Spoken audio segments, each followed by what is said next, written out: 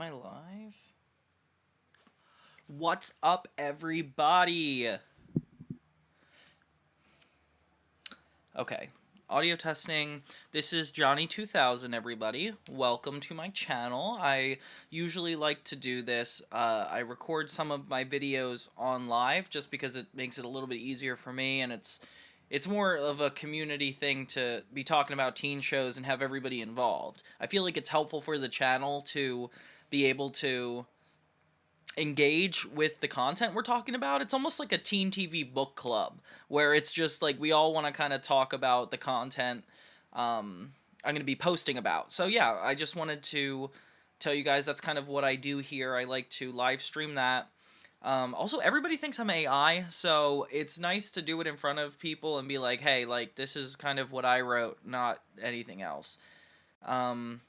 So yeah, so this is Johnny2000. We dive into 2000s content, like Hannah Montana, Drake and Josh, iCarly, and we go over all of this stuff. What's up, Lily and Daddy? My father should be at a swap meet right now. You can't be Daddy. So yeah, today I'm going to be focusing on the Sweet Life primarily. I'm going to finish the third season retrospective, and then we'll do some talking about some other shows. So welcome aboard. Don't forget to like and support Johnny2000, and make sure to hit those notification buttons so you can join me every time I go live. This is Rosie. Rosie, do you want to say something? She wants to go back to sleep. Okay, guys, give her a break. I know you're excited to hear her talk, but she really just wants to vibe. Oh my gosh, she's such a good viber, too. She vibes all the time. Quality viber. Viber 1 diets. Oh my god, that would be such a cool idea. Viber. I'm running out of my Viber. That might not be a good time at parties. No, I'm just kidding. Okay, so let's get some of this stuff done. Okay. I think I want to do... sorry if I can't get to everybody in the comments. I'm, like, trying to do two things at once here. This will be fun. Fun, right, guys? It's fun to watch somebody else talk about TV shows you've seen before. It's fun. Yeah, I'm just kidding. Okay, so I'm gonna catch up real quick on the episode I'm supposed to go over. Oh, woke up Rosie. Sorry, Rose. Oh my gosh.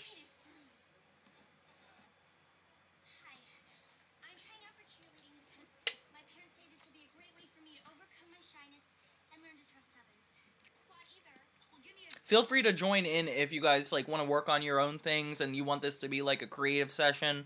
I just like to talk about the shows I'm going over and like actually start a discussion. Like feel free to mention in the chat if you notice anything special about what I'm saying or have any nostalgia for it. I'm going over the third season of Sweet Life, the final season in the whole series.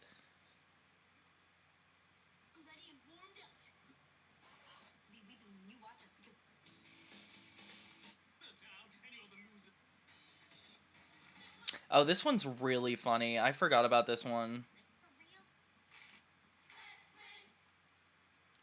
Okay. Okay, let me get started. Okay, here we go. So season 1 episode... Oh my god, season 1. So season 3 episode 19 is called Bench Warmers. And I actually... This one is probably the second to last episode, but it's so funny because it's a lot about London, Cody, Mr. Mosby, all of them joining the cheerleaders. It starts off being more about a basketball episode.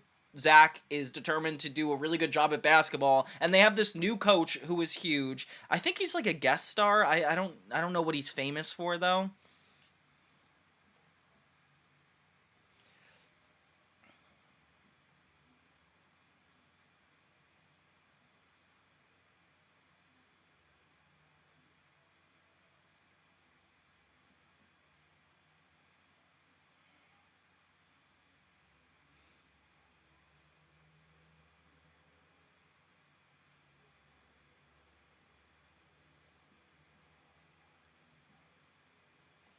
It's so funny though, because it feels like it's about to be about basketball, but then the whole plot is more so about the cheerleading. It's like Cody wants to.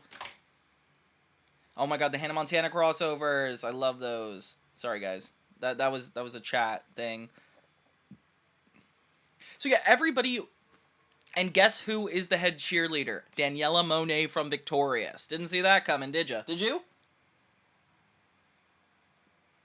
I like Daniela Monet. Sorry about that, guys. She gets really intense about this stuff. So yeah, Daniela Monet is the head cheerleader, and she is pretty much gatekeeping the cheerleaders at this point. I wonder if I could show you guys like a clip of this. Oh well, it's Bench Warmers season 3 episode 19 of Zach and Cody.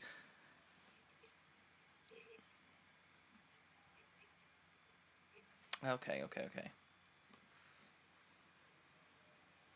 So now London goes to this school, and I keep forgetting that. We have to remember that. And she also wants to be a Everybody wants to be a cheerleader, but Daniela Monet is not letting anybody be. She takes it way too seriously.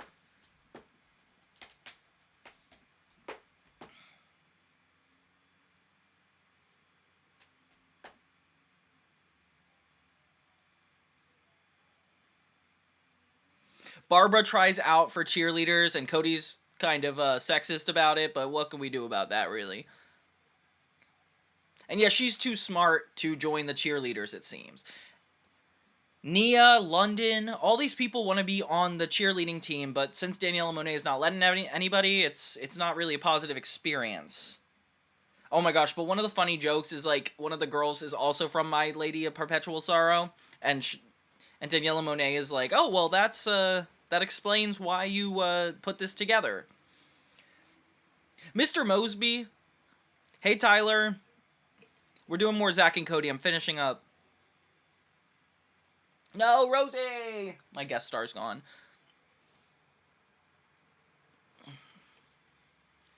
So, Daniela Monet, what am I saying? When everybody's bummed about not being on the cheer team, Carrie tries to give everybody a pep talk, and Cody's like...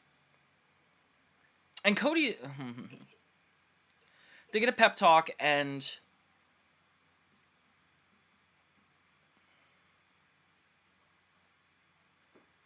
They decide to start a cheerleading team of their own with Nia. Nia is the candy girl, the new one that is related to Mosby. And, yeah, she's interested, too.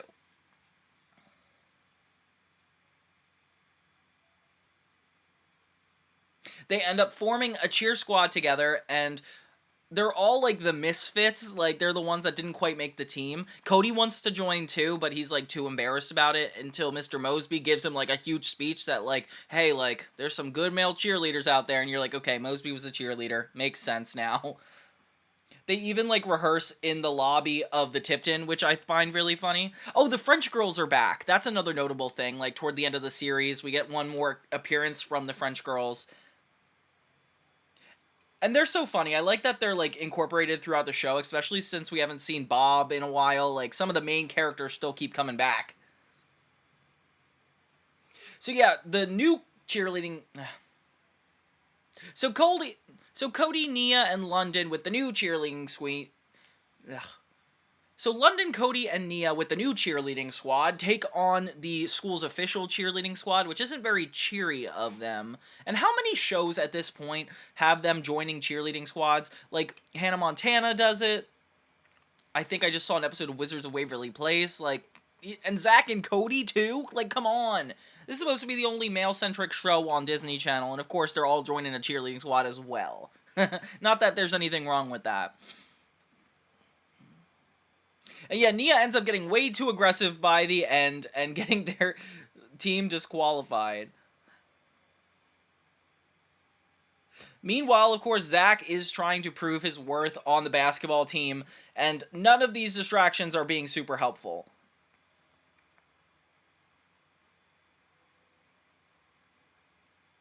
He does finally manage to get the winning... He does finally manage to get the winning basket, but that's kind of how the episode ends. The cheerleaders end up coming together and actually performing together because they actually have a lot more in common, which is crazy. It took them 22 minutes to do this. But yeah, so that's kind of the end of that. Benchwarmers is a really funny episode because I thought it was about to be more about basketball, but it seems like they didn't do the thing they did in the first season by being about a basketball team. They made it more about the cheerleading squad, and I like that a lot, especially since we got Cody in there. Like, we have the main characters involved, so we're fine, okay guys? Yeah, that's Benchwarmers. Oh, and sadly enough, we're getting to one of our final episodes. This was originally supposed to be the last episode in production order, but since they added, oh my god.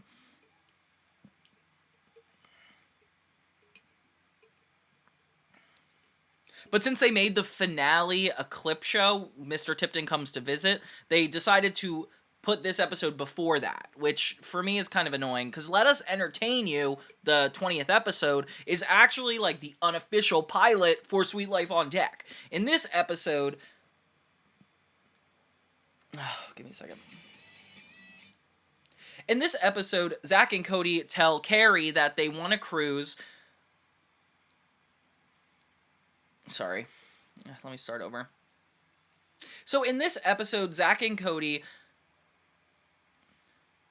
try to get their mom to go on a Tipton cruise with them, because since they have the discount, because since Carrie works there at the Tipton, they can get a discount on the cruise. So they're like, okay, let's do it. Let's go on vacation. But Zach and Cody did not tell their mother that she actually has to be singing and performing in order to take this vacation. And they try to, like, weasel their way around it. They're like, yeah, but it wouldn't be a big deal if you had to perform. And she's very much like, no, it would ruin my whole time. And they still, like, don't tell her up until they even get on the boat and start going into the festivities. The manager of this boat is a really condescending woman that actually makes it seem like she's about to have this all-inclusive cruise, but Carrie doesn't know that she expects her to sing. When Carrie finds out, which is pretty quickly, they try to lie and say that there's, like, the prettiest passenger on the boat gets chosen, and I think that's a funny joke. But yeah, then she quickly finds out that it's not her being on the boat, and then they quickly find out that she quickly finds out that they're only staying because she has to sing. And she gets furious. Basically, is like, no, I'm not going to sing. Is there anything else I can do? And they start treating the passengers super poorly, which I feel really bad about. The manager is basically like, okay, well, you're going to sleep in this ugly suite, this, and this, all because you're not going to sing. And I feel so bad for Carrie. I feel like Zach and Cody kind of put her in a really tough position in this one. And then we have in the B plot, they're actually doing a fundraiser on London Tipton's Yay Me show, which is actually really funny that, like, she tries to get everybody involved in the Yay Me show. Mr. Mosby ends up being a guest star because none of the guests can show up. There's, like, a huge blizzard in Boston, which is rare, I guess. And Ashley Tisdale is taking Cody's position as the producer. And with a couple of the staff members from the Tipton, they actually try to raise a bunch of money. But they never really could get it up from 0, which is kind of ridiculous. They even get it to -10 at one point because somebody orders pizza. All around a really, really funny episode, especially in the B-plot. Then we get Carrie still not wanting to perform, but since the boys really can't survive on the boat, they have no choice. So Carrie ends up performing, and they get all their luxuries back, which is really sweet. But then they feel bad for Carrie, so Dak and Cody decide to be the one to be the entertainment, which is a really funny solution, and they're pretty good at singing, actually. Listen to this number.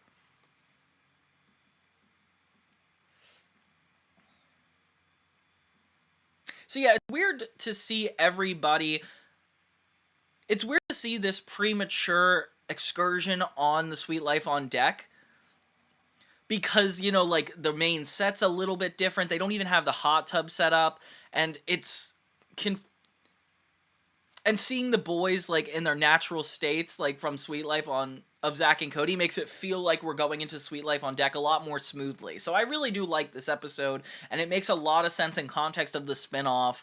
I wonder what it would be like though if they didn't have the spin-off. I feel like it's still a good episode nonetheless. Seeing Carrie like struggle to like talk to her kids about this is also really funny.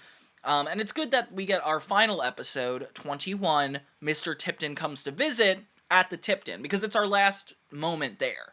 And I don't know if you guys heard me talk about this before, whether it was my blooper video, my clip show video.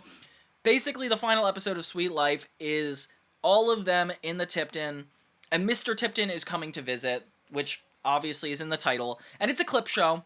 It's basically we get each of the employees at the Tipton expecting to either get a bonus or somebody getting fired because of Mr. Tipton's visit. And all the stakes are raised, and basically everybody's trying to make a defense for themselves as to why they should either get the raise or get fired. And it's really funny because obviously we get all these hilarious moments throughout the, I don't know, 80 episodes that Sweet Life has had. And there's no better time to do a clip show than I feel like the finale of a show. Like, sure, it sucks that, like, we don't get one last original story, but we do get, like, one last celebration, and I'll never fault them for that. Like, Drake and Josh did miss the Dr. Phyllis show at the end of Season 3, and I thought that was a little premature. This one, at least, is, like, a little bit of a nice experience.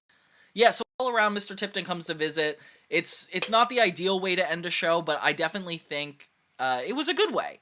And it was really funny to see them come together one last time. It's weird, though, because Zach and Cody had, like, the least amount of flashbacks and new scenes because of the fact that they're going to be on the next series, which, I don't know, like, still, did that really... They're the main characters. Why would they not get the majority of this? So, yeah, that is Let Us Entertain You, and... Oh, yeah. So, yeah, that is Mr. Tipton Comes to Visit, and that is the... last episode of The Sweet Life of Zach and Cody. Dang. We went through 80 episodes pretty quickly, and I'm so sad to, like, say goodbye to this, especially since I feel like they really picked up their stride when Zach and Cody got to high school. I think, like, Maddie coming out was actually pretty impressive. All around, like, great series, phenomenal ending. The second season only had some weird moments for me, but all around, like, I loved watching this show, and I hope you guys liked watching it with me. We've come such a long way, and I really don't know if I want to do The Sweet Life on Deck, but feel free to let me know in the comments if that's even worth it. I would love to dive into it, but I really don't want to. I guess I wouldn't love to then. Yeah, the point is, if you guys want me to, I'll do it. Whatever.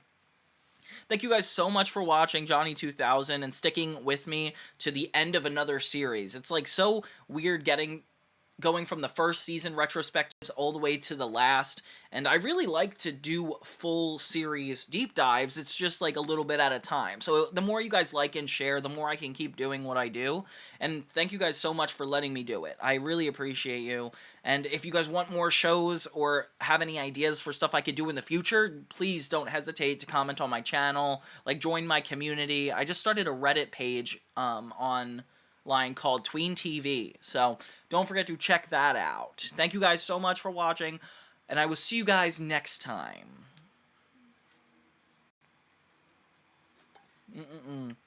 Okay. Did I do the intro?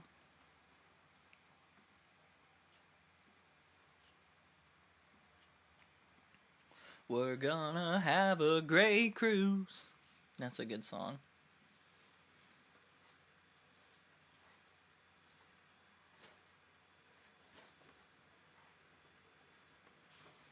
Okay, let me stop this. We're gonna have a great cruise. Okay. Now that okay, so we finished The Sweet Life of Zach and Cody. I kind of... Thank you, chat, for calling me adorable. I do think so, too. And my mother says I am. Uploading now. Sorry, just gotta communicate with my editors. This is my favorite part of making videos, though, is like working with the editors, because, you know, it's a lot more fun to see what their opinion is. Oh, I did want to do... You know what I haven't gotten to do is, another time capsule video. So I think I want to do that. Let me see if one of my editors still wants to do it. I usually ask my editors what they want to do because obviously it makes the editing process easier if it's something we all like. So we find a lot of people that are into nostalgia content and we just put it together.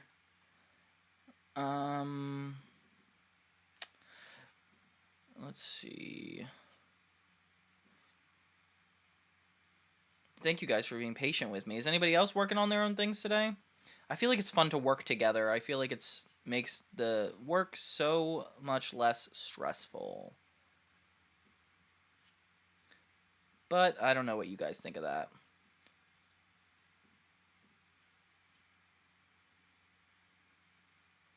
The Fairly Odd Parents. So I've done a Fairly Odd Parents video, but it didn't do well. So I'm not gonna do it again. I feel like I can't. Yeah, I can't afford to take too many swings and misses because I only have a certain amount of time a week that I can even do this channel. So I'm like very much like, let me do something that other people will watch. Oh, speaking of which, my new video just came out 8 minutes ago. It's the 3rd season of Wizards of Waverly Place, guys. Please like and share and hype whatever you can do to help support me.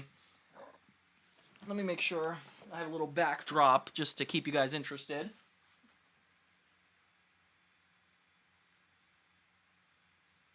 Oh. Oh my gosh, what if I put my live stream up? That would be crazy. We're not ready for that kind of meta experience yet, are we, friends?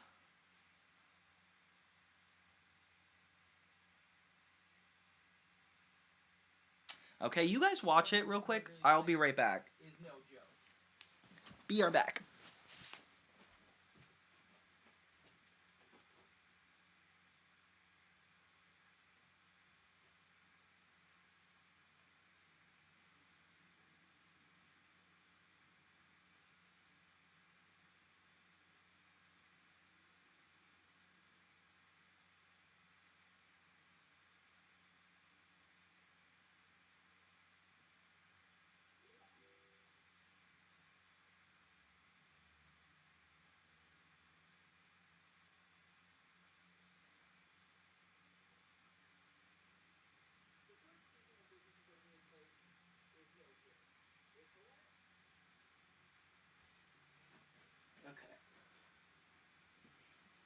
Okay. Woo.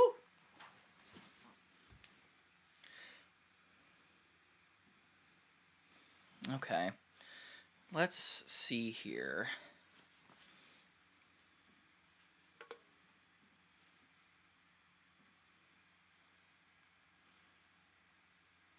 Turn on the sound. Oh, Songs of Phineas and Ferb. Those are good. I should do a best songs throughout the whole series in general. What else do you guys... What other... I wanted to do best theme songs. What would be, like, the best theme songs?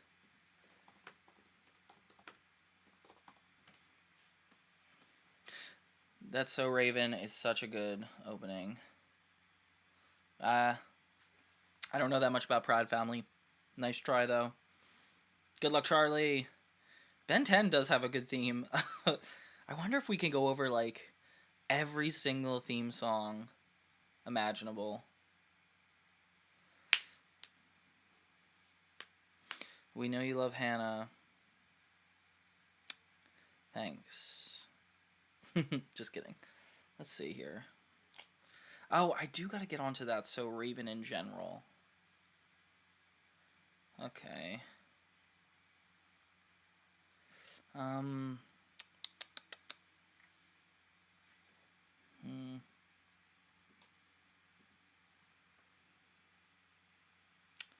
Let's see here. 1 second. Is that you? Are you too cat? Stop it.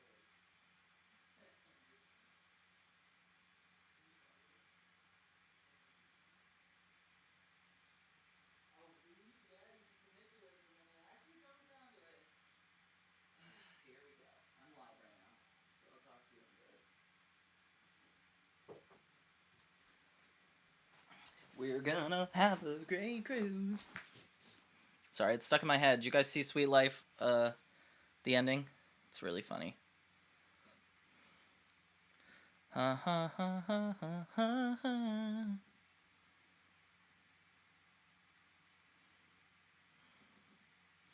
Sorry, guys. Just putting my stuff together.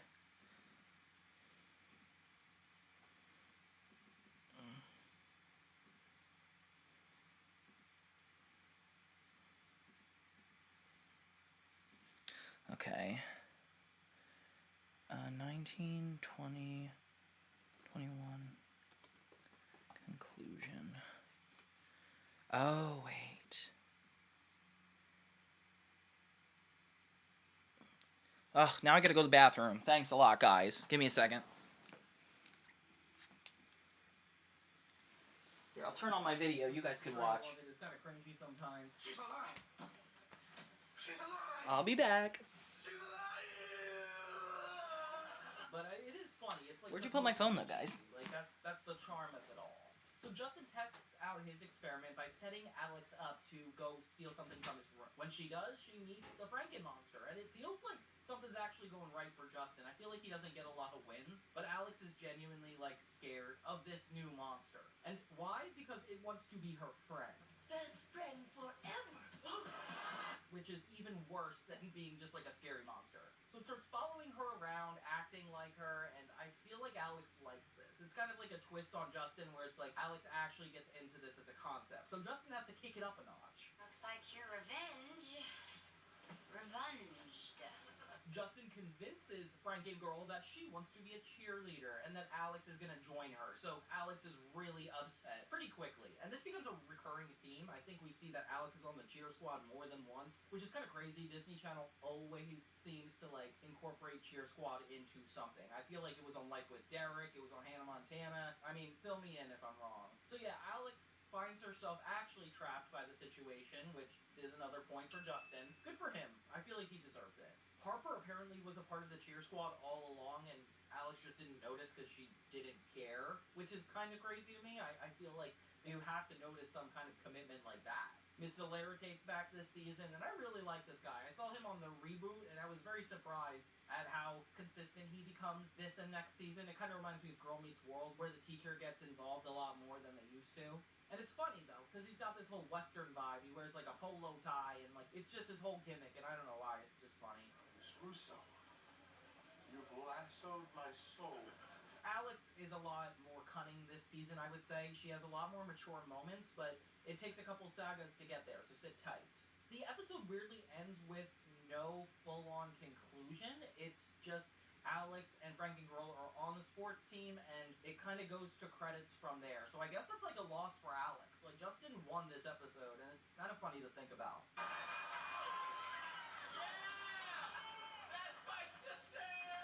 Then we get to the actual Halloween episode, Halloween. The first time Wizards actually committed full on to be like, let's just call this episode Halloween. We're ready. So in this episode, it's about the Waverly Place family trying to create a horror, scary Halloween haunted house. Follow me!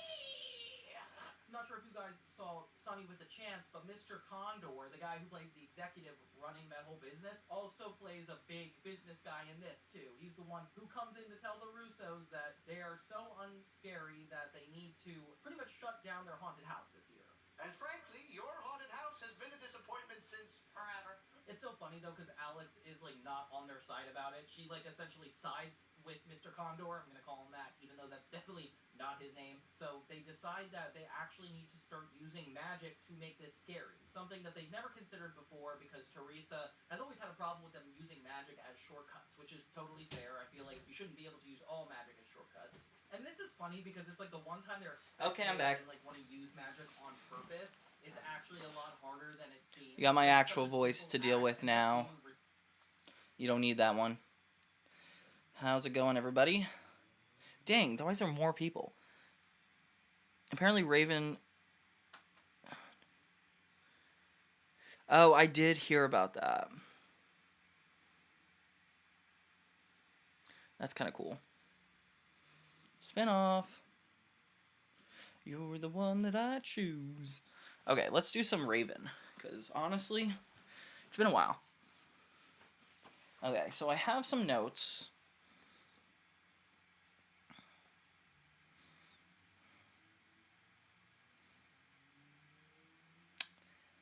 Let me make sure I got it.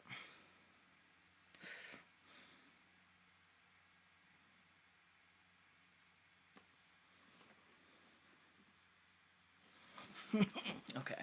Getting comfy, getting cozy. We're gonna have a great cruise. You like that? That's pretty, right? Haha. Gotcha. Okay, let's do this. We're gonna record another video.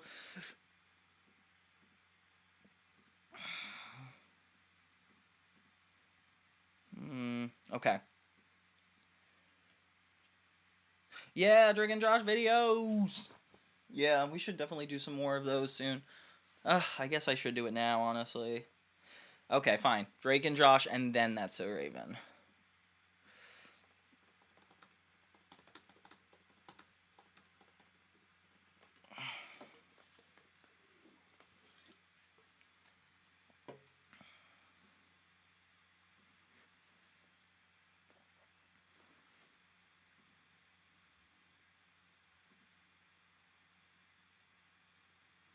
Whoa. Okay. Oh, I could make a video on, like, the good and the bad of the Drake and Josh movies.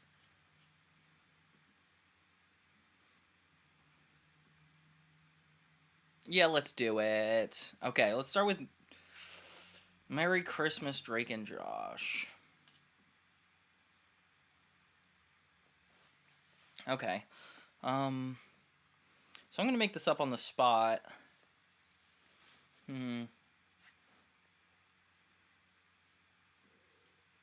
Okay.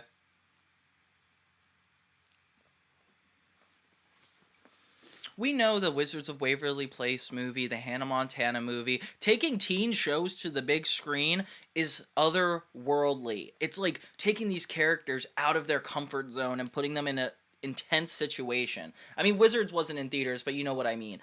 Nickelodeon did so much less of that. Like, for example, I just did the special episodes of iCarly Victorious. None of them had a theatrical movie. They were successful, they did a really good job, but none were necessarily theater worthy. And that goes for Drake and Josh too. Drake and Josh was at a time where double episodes were a little bit less common than they are now. Like, I Fight Shelby Marks, or I Still Psycho. Even Ned's Declassified's series finale was a 3-part episode, not necessarily a movie. So I don't know why Teen Nick was so shy about bringing their characters to the big screen, especially since they did it well a couple times. Specifically, Drake and Josh is the question, because it's such a good show and it was so successful. It makes you wonder why they either didn't do a Christmas episode before that movie, or why the Sweet Life... Oh my gosh, sorry. It makes you wonder, why did they only do one double episode, which was the season finale? Oh, shoot, there's no room left on my device. Okay, guys, you got me.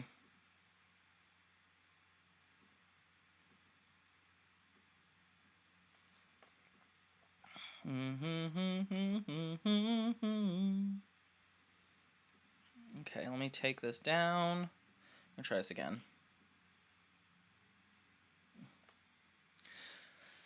It's so crazy to think that the only time they did a 2-part episode with Drake and Josh was the series finale, Really Big Shrimp. I mean, we had...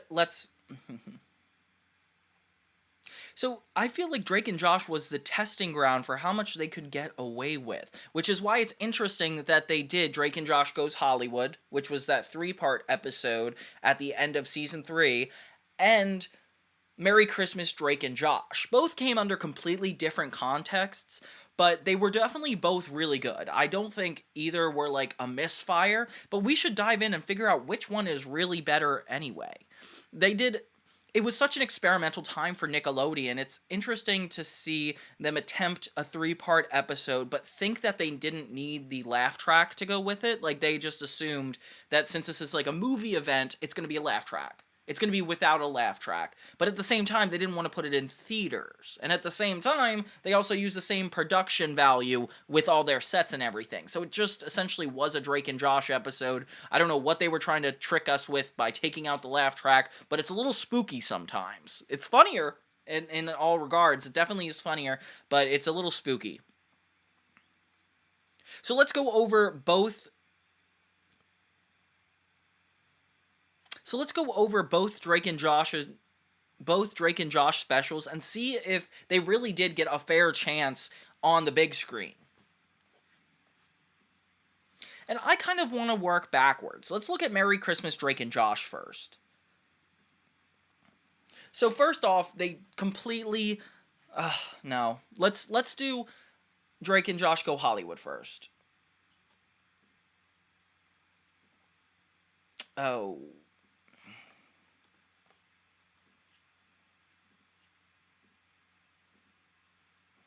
One sec, I have to like get these videos.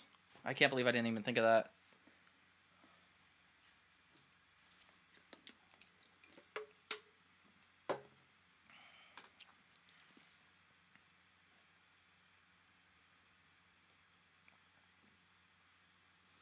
We're gonna have a great cruise.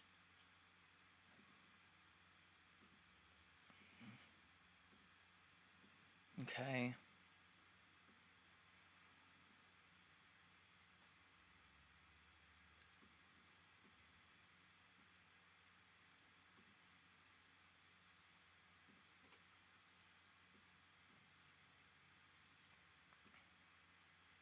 I wonder if I'm gonna get in trouble for all this stuff I'm doing on my laptop while live streaming at the same time. Whoa, that's I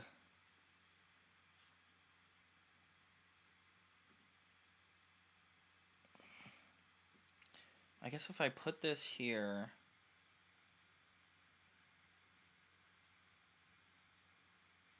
Okay, let me get.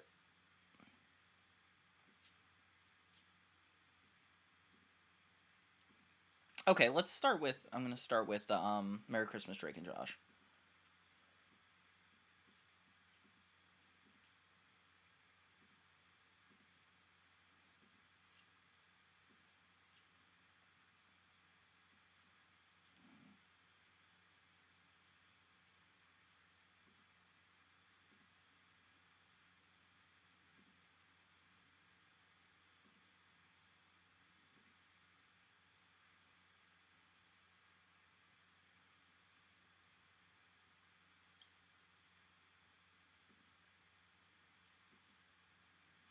Merry Christmas, Drake and Josh.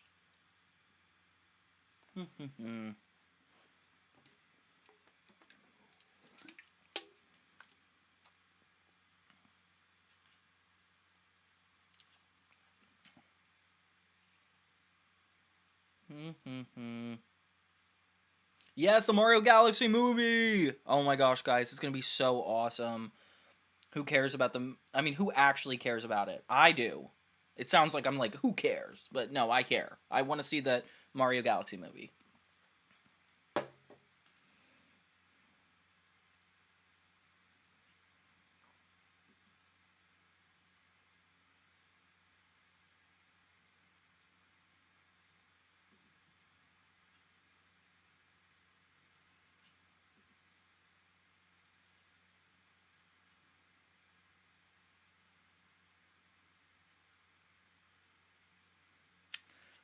Okay, now I just need...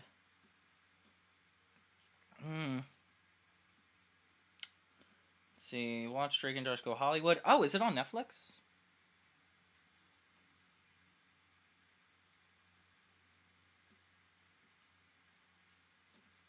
Let's see.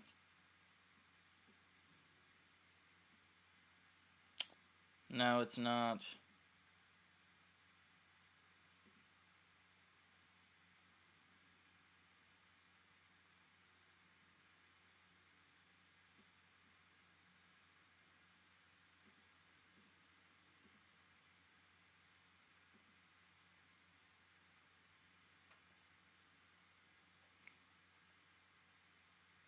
Yeah, Josh is so funny. Josh is one of my favorite characters.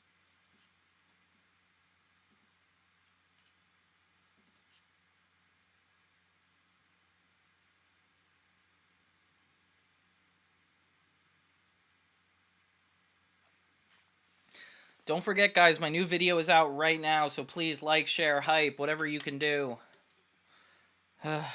Please. I need it. Yeah, I kind of do need it.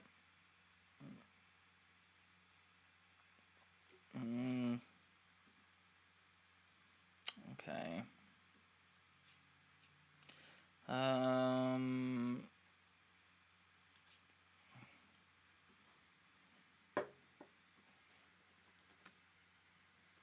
Watch Drake and Josh go Hollywood.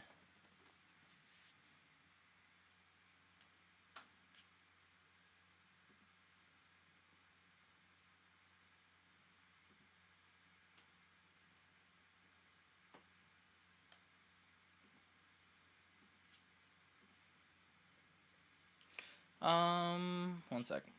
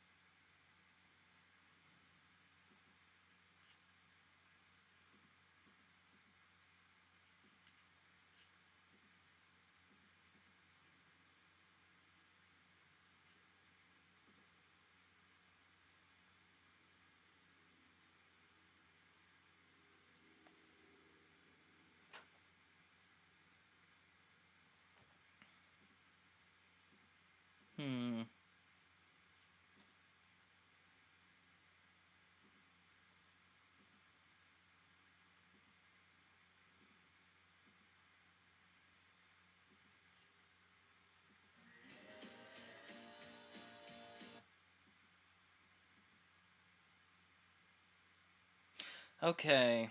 Welcome, everybody. I'm about to go over some Drake and Josh stuff. So please feel free to stick on in if you would like.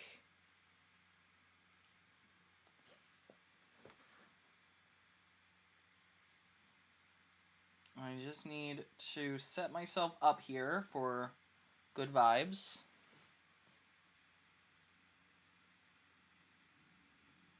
Dang.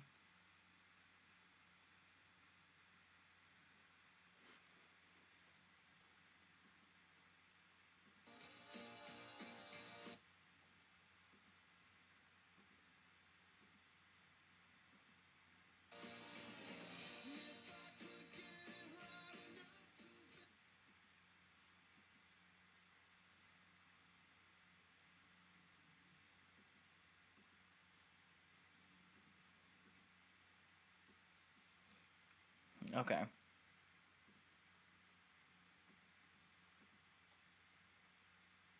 Sorry, guys. It's taking so long.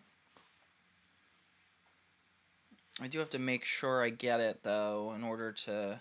You ready, Tyler? I appreciate that. Thank you. Thanks for staying on.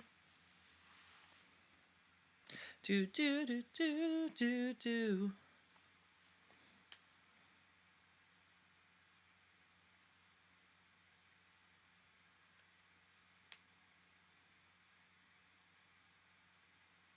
We'll call this the evolution of Drake and Josh.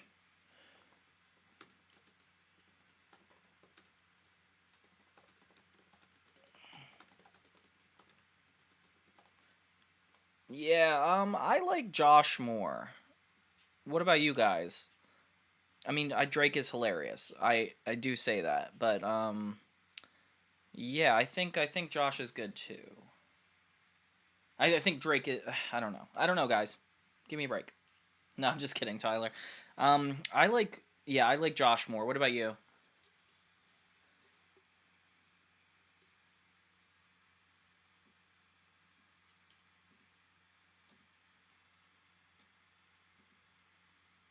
Josh is pretty relatable. Yeah, that's because Drake just got stupider and stupider as the show went on, and they did not try to make him better as a person, at least. Graduation on deck. Oh my gosh. I actually have way too many files. But who doesn't on their computer, you know?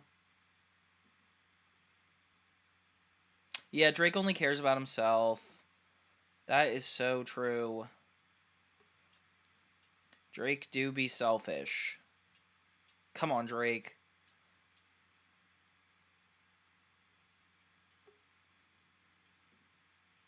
Oh, okay.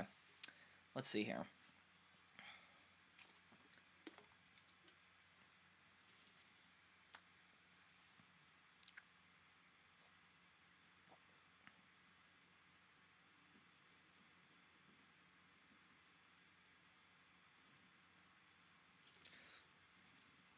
Okay, I might as well just start this, honestly. Yeah, I should probably start it. Okay, so let's start with the main Drake and Josh movie.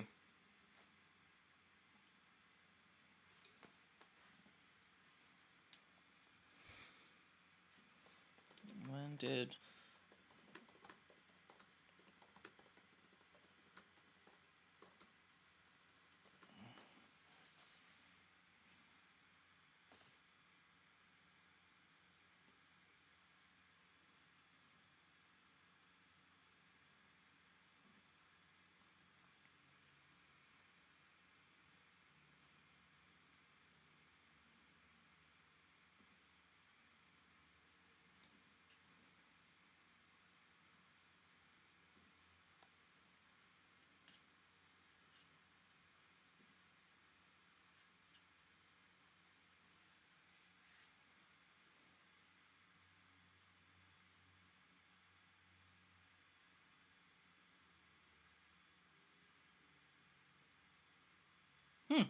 Interesting.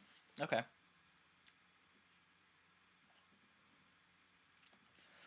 So let's talk about the evolution of the Teen Nick movies through the lens of Drake and Josh, because it's so clearly exactly the way Nickelodeon wanted to do it. And there's some pretty big differences between these. Let's start with Drake and Josh Goes Hollywood. This came out in January 6th, 2006. Kind of a crazy time to come out, honestly. And this is actually after episode 11 of season 3, Sheep Thrills. So there was like this big gap, like probably 6 months, where they didn't have anything, but they did have the Drake and Josh Goes Hollywood movie. So the episodes, I would say they were about like 30, 35 in when this movie came out. So we should already know the characters. I feel like Megan is just on the cusp of getting older, and you could tell like throughout this special. For me, you could always tell if something's like really being taken seriously as a movie if they make some drastic changes that separate it from the sitcom. And I think not having the laugh track is already kind of what Drake and Josh Goes Hollywood thrives off of, as well as the opening sequence. So the opening sequences in movies like this are really important because you know, you don't have the theme song like usual. This isn't just another day in the lives of these characters. This is a bigger deal. And they do a good job at giving a lot of shots of San Diego where Drake and Josh live, and even show us the house in this more cinematic light. A way that hasn't been more... I don't know if you noticed, but in Merry Christmas, Drake and Josh, they actually go even further with the cinema here.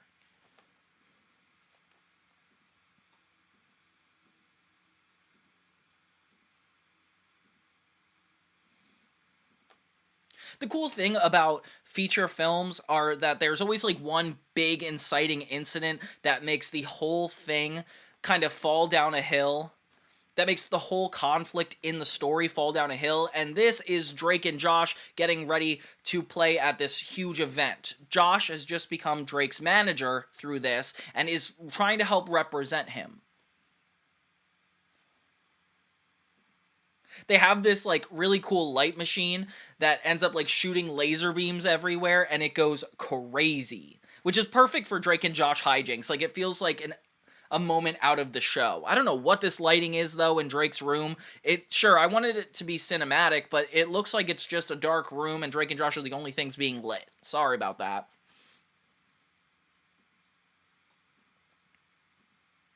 So Josh, as the manager, gets him a gig at this old folks home, which is such a funny way to start it off.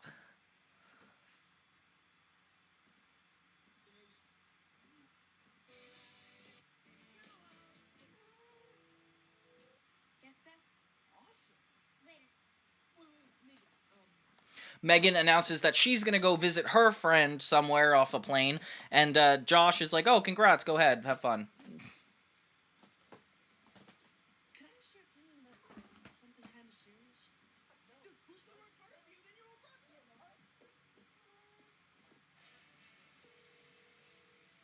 Becky Record. Yes. I'd like to inquire about getting a multi-million-dollar record. Josh calling to make a multi-million dollar. Josh calling to get a multi-million record deal is so funny because it's like, why in the world would that happen?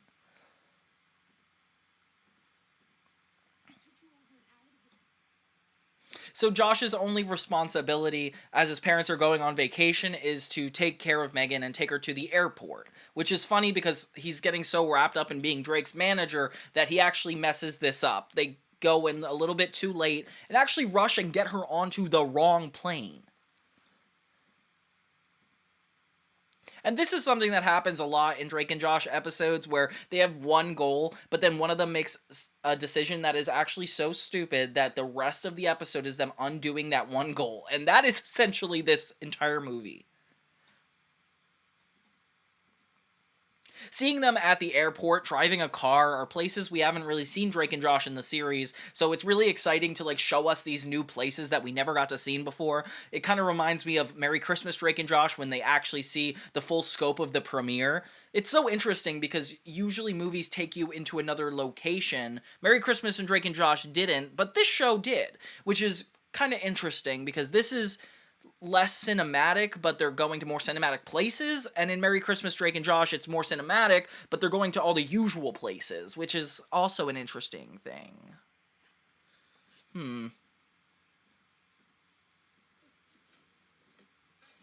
Drake and Josh acting goofy, like trying to jump onto the plane, reads so differently without a laugh track. For some reason, it looks like we should be really concerned for the air pilots. Like, I don't know why, I just, like, I see this and I'm like, maybe something's actually going to be dangerous.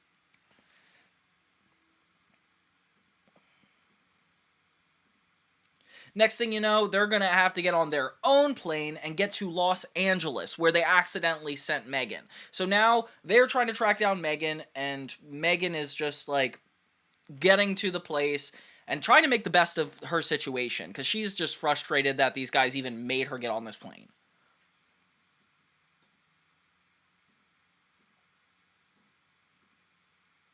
Seeing Drake and Josh on a plane is probably my favorite highlight of this special, because it's like, not only have we not seen him on the plane before, a plane is dangerous, it's like scary, and seeing these wacky guys who just tried to break onto the plane is even more concerning. Like, what? And somebody falls on Josh's lap, which does not need to happen, but it's so funny it does.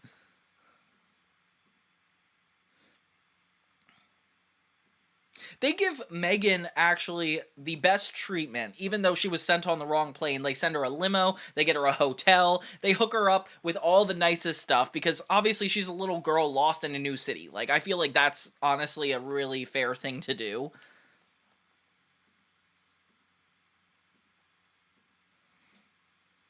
And things get even more intense while at the airport of LAX, Josh hears a record producer, and he's like clearly trying to get Drake a deal, so he takes the laptop and puts it under the bathroom stall for him to notice it. Isn't that wildly inappropriate? I've never heard of something more scary than if I'm going to the bathroom and you just slip a laptop to me. I don't care if it's Frasier. I'm not gonna be watching it.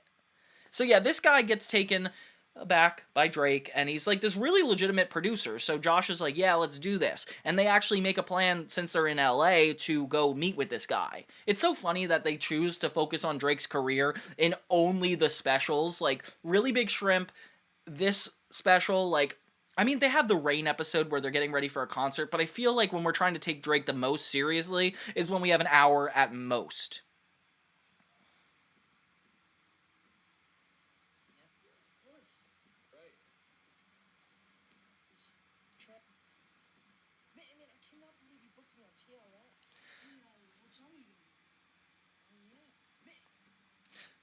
So while it seems like a win that Josh booked Drake on this show, we learned that they actually made another mistake. Josh had a tech mate at the airport and accidentally switched it with a criminal's iPad.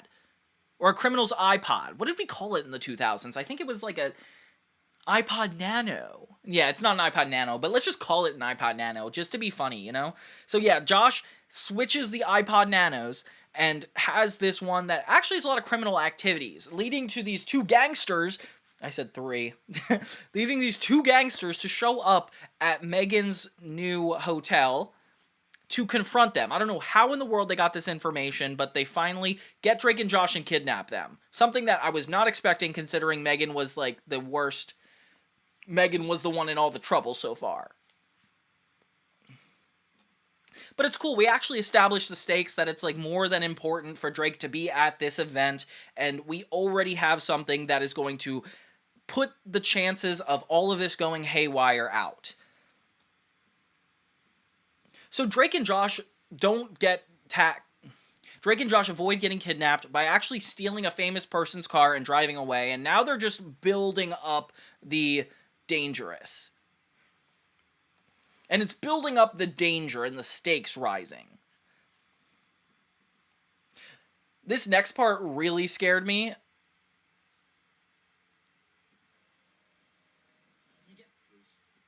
This next part really scared me, but definitely gave me like the high stakes of a movie. Is like they get pulled over by these two FBI agents, quote unquote, and they are told to get out of the car. But it turns out it's not actually them. It's people working with the kidnappers, and now they're all taken.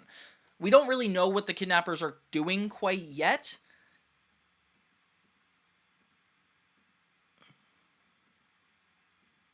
Until they manage to lock Drake and Josh up in this cage, which is kind of crazy because obviously in iCarly, you know, Spencer got locked in the cage that one time when that little kid was squirting liquids at him. Like, that was a weird episode now that I think about it. All around, like, this is a cool idea. So Drake and Josh are dealing with the most real situation they've ever had to deal with, and I feel like in the 4th season it actually gets kicked up a notch when they work with those criminals on that. The ones that end up robbing their house, which is kind of crazy. I wish that was the plot of this movie, but this is good too.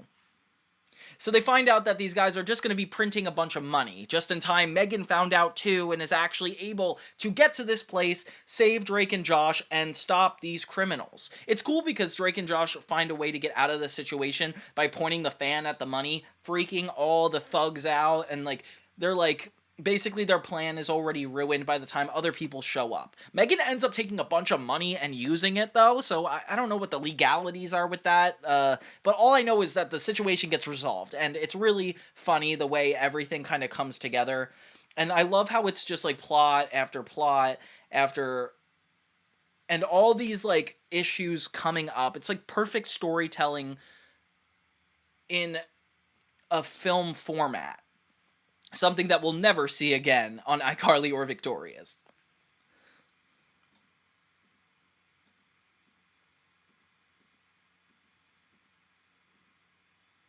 So in the end, Drake ends up getting to the show on time with Josh. And yeah, so it's like Josh wins as his manager, Drake gets to perform, nothing really huge comes of it because we're not ready for that yet, and everything seems to resolve itself, so yay, happy ending. Drake and Josh Goes Hollywood, a very good movie special. Especially after watching this whole show in its entirety. I mean, you guys could check out, I covered every individual season of Drake and Josh in a little bit of a retrospective format. Let me know if you want me to redo any of them, because it's been getting a long time since I started those. But yeah, so Drake and Josh Goes Hollywood, really fun movie event, and definitely cool to have in the middle of the Drake and Josh production schedule, because that means we got the peak of these guys' performance. Unlike the next one, which is Drake and Josh Merry Christmas, or which is Merry Christmas Drake and Josh. And there's a lot of really cool differences, a lot of improvements, but also a lot of steps back.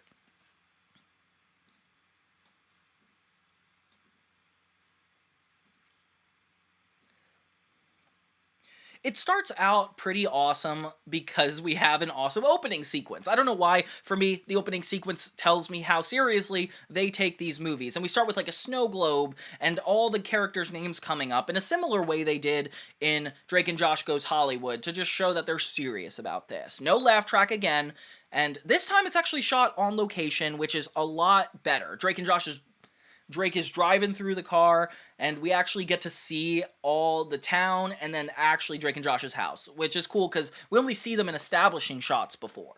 This is also when iCarly started to air, so that's the only thing that's really weird about it, like seeing Jerry Trainer in this not as a main role, knowing he's the main role of Drake and Josh. The parents go on vacation throughout this movie, and that's actually really funny, but there's not that much to talk about with it, so we're going to kind of have to move on from that. It starts with another wacky event with this giant float getting out of Josh's hands and flying down the neighborhood. Something really wacky, kind of like the lasers they had at the beginning of the last movie, but this one's even more intense. And this time we get to see the premiere. Seeing everything we saw before, like the mall, the premiere, is actually making the Drake and Josh world a lot wider than I thought it was. I'm so happy they came out with this movie, because at the time I was probably like on the fence about it. I thought that like the show was over, we weren't doing any more Drake and Josh, but this was a nice comeback. I feel like we just can't ignore Josh's new haircut and style. Like, he changes so much over the course of so many years. It's just distracting, but not in a bad way, in like in the show ages pretty well kind of way. We get Helen back again, and I love Helen. She is so funny, and even funnier without the laugh track. I don't know why I didn't see her in Drake and Josh Goes Hollywood, but we should have. I feel like more characters should have been incorporated with that. But then again, the 4th season is when they really rounded out the ensemble cast, like Eric and Craig, so it's not a surprise that we didn't really get there in that movie. But this movie takes everything to the next level, bringing back all the people after Really Big Shrimp. We even get Gavin here.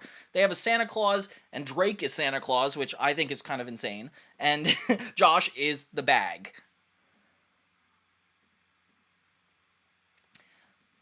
Drake ends up doing a little Christmas show on the top of the mall, and this is when we're talking about, like, our Christmas plans. Like, what are we doing for Christmas? And Drake is going to Vegas, which is kind of crazy because he's a kid.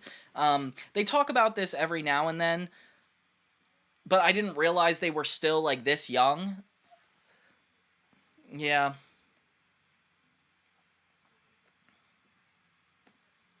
And Josh is kind of upset about it because he wants to keep everybody together for the holidays.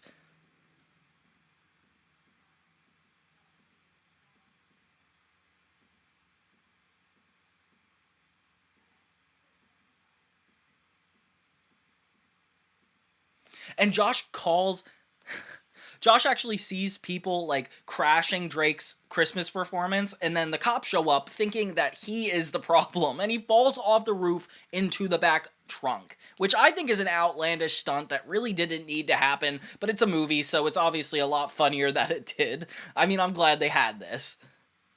And Josh ends up going to full-on prison because of all of this. I did not expect that to happen. But it's funny because that is something you would expect a movie. That's something you would expect to happen in a movie. Josh befriends one of his cellmates, and they actually start getting along after being scared. And Drake ends up having to bail Josh out.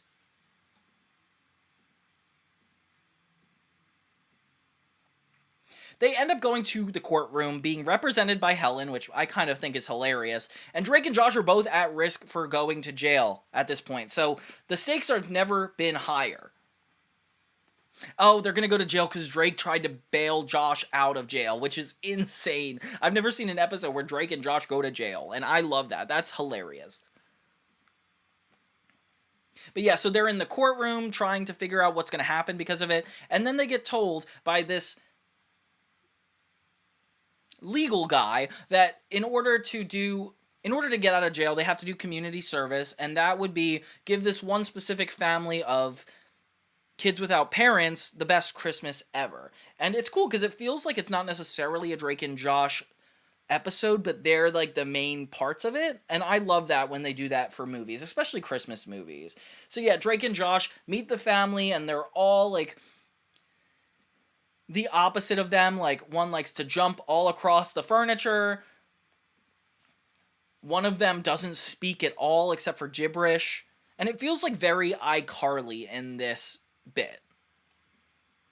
I think some of these characters were actually on iCarly in the future. Oh, and there's this sweet little girl that is like the most redeemable of them all, like trying to be the Cindy Lou Who, like the innocent one that's like, please help us have a good Christmas.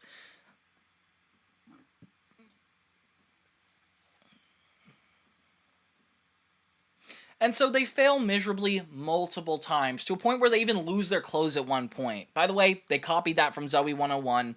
It happened a couple years ago. You can't repeat all the old things.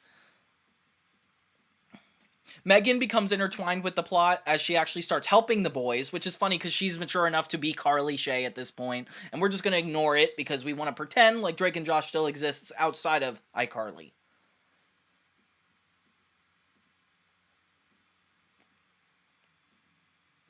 So yeah, after failure, even Josh trying to get them a Christmas tree, things get worse and worse, and things aren't going well for Audrey and Walter either. Like, their entire vacation is screwed up when they're finding themselves at this like straw cabin on the lake, on the ocean, and basically there's a giant storm and they're screwed this whole movie. I don't know why they even had to be a part of this thing, because it doesn't seem like their plots intertwine with Drake and Josh at all. Drake tries to connect with the rebel kid and actually give him advice, which I like. I like that it's about like insight and actually has a little bit of backbone and heart to it. Something that Drake and Josh Goes Hollywood didn't have. Like, it didn't need to introduce the characters again. It didn't need to establish all the goals before we knew what was at stake. Like, this movie does a good job of being full circle. Like, they do all the goal setting and the character arcs at the beginning and actually fully pay them off toward the end, making it more of a legitimate movie. So it's kind of cool that Nickelodeon definitely dove into this and used all the stuff they learned about making a good movie and put it into here. Because they make I'd Go to Japan after this, which is the iCarly 3-part movie, and trust me, it feels like they didn't learn anything. Like, you got so good on the Drake and Josh Goes Hollywood. You got so good on Drake and Josh Merry Christmas that they didn't even do it good? I don't even understand that.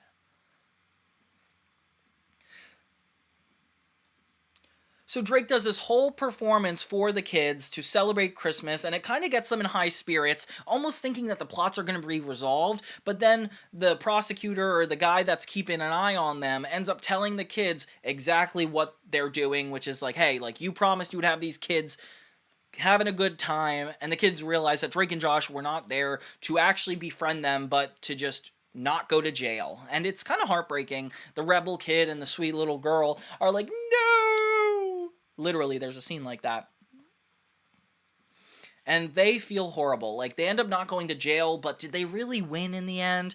That's when we get to this third act, which I think Drake and Josh Goes Hollywood didn't have. They didn't really have a lot of buffering room. They just kind of went from one thing to another and didn't need to have all these plot arcs.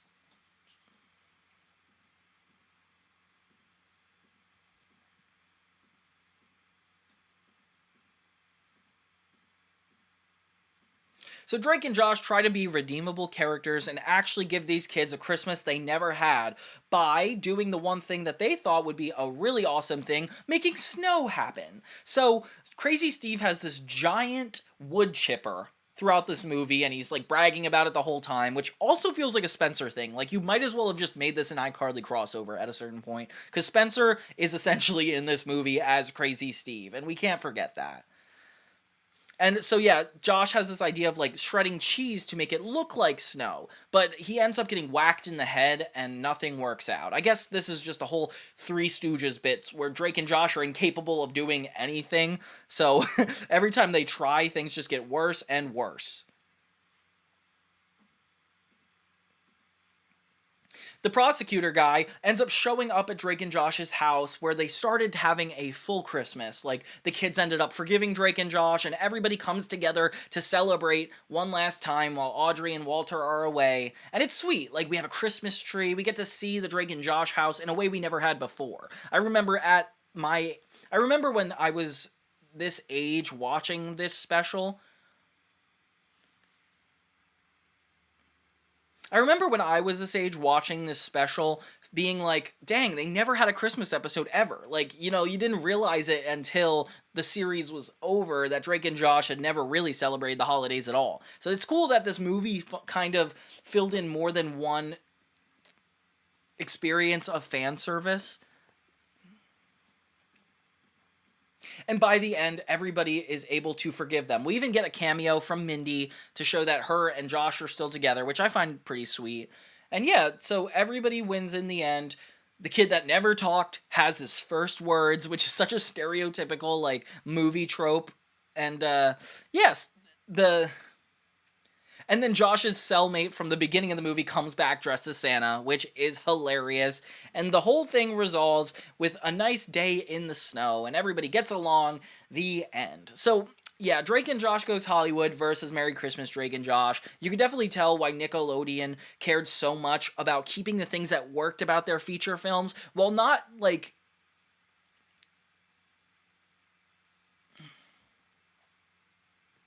ruining it the way they eventually would ruin I Go to Japan or any of the Victorious specials. I Party with Victorious, for example. Like, they just completely ditched the production value and cinematography of it all because I guess they just didn't want to do something that expensive again. But as you can see with Merry Christmas, Drake and Josh, it's worth putting the time and effort into this. I feel like Drake and Josh Goes Hollywood was the closest thing to doing an iParty with Victorious-like special, where they had an hour and 20 minutes, but were they going to use it? Not really. But yeah, Drake and Josh Goes Hollywood, slightly better than all the other Nickelodeon movies that came after it, but then Drake and Josh Merry Christmas ended up sealing the deal and putting the best of all worlds into this, making it to the level that Wizards of Waverly Place got, that Hannah Montana got, and better than the Sweet Life movie, because the Sweet Life movie is horrible. I was just covering the Sweet Life in one of my other videos if you guys want to check it out. And I just finished that series, so I'll go over the movie with that soon. But yeah, Drake and Josh, definitely a great improvement over time. Thank God they had 2 or 3 really good specials to kind of define what it was like to watch Drake and Josh at that time. And they're memorable. They definitely bring in the holiday spirit. So all around, a really good experience, both movies. And Nickelodeon just got better and then worse again. So yeah, thank you guys so much for watching my deep dive on these Drake and Josh movie specials. I would love to know what you think. Which one is the better one? Which one works? And which one doesn't work. All around, like, I had a lot of fun watching this, and if you guys want to see more of my Drake and Josh content, double check my channel. I have a lot of cool stuff out there, and if you want more, just let me know. I appreciate you guys so much. So for more 2000s content, like movies, TV, music, and more, check out Johnny2000. And until next time, everybody, have a great day. Okay. Oof, okay, thanks for sitting through that with me, guys. I just need to get Drake and Josh Go Hollywood, which is really hard to get. I don't know why it's so hard. But thank God I have one of them. Okay, I think next we should do That's So Raven. Let's see here. Do I have my energy drink? Let's keep going.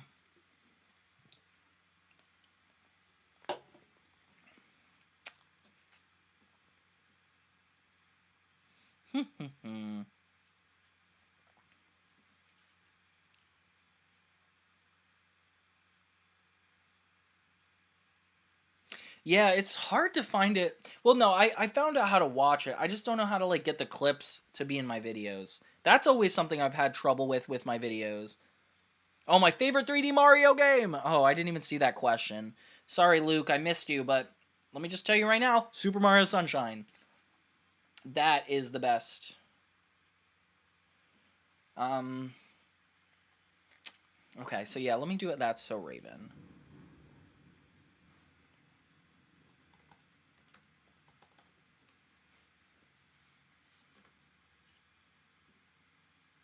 Okay, I'm going to pull out my notes because I actually watched some of these episodes and took notes already. I don't always take notes, but sometimes really helpful. Ugh, my Wizards is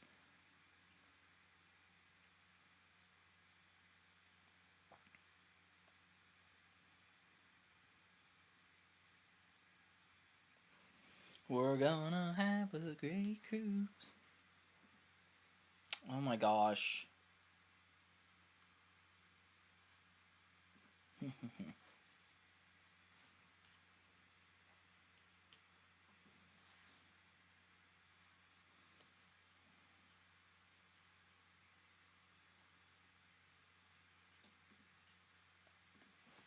So That's So Raven is a super successful Disney Channel sitcom, but it was mainly one of the first, making it the most groundbreaking because I think it's when they actually decided exactly what they wanted their sitcoms to be. Up until that point, they had like the Even Stevens, a bunch of like 90s shows, but Disney Channel never really perfected what they wanted to have comedy wise on their channel. I mean, Teen Nick is already making strides over there with all that. The Amanda Show, like I feel like they pulled in a lot of the teen audience. But here, Disney Channel's like, how do we get them? And that's when That's So Raven comes in. And it was created by Michael Porriez. And I don't know if you guys know who that is, but he created Hannah Montana. That's why there's like so many similarities between That's So Raven and Hannah Montana that I can't even begin to get into. The point is, you have a main character that has a secret double life, and how they manage to keep balance in their life with their friend group. And their friend group are usually filled with overdramatic and stupid characters, which I don't feel good saying that, but it was a lot of stereotypes back then. That's how you like kind of sold a sitcom. You're like, this is this type of character and that type of character. And That's So Raven was the first step into this big success. And it's really cool because all the episodes have the similar structure, with Raven having a vision, her doing something to either prevent that vision, unlock a new rule about that vision, or almost like counter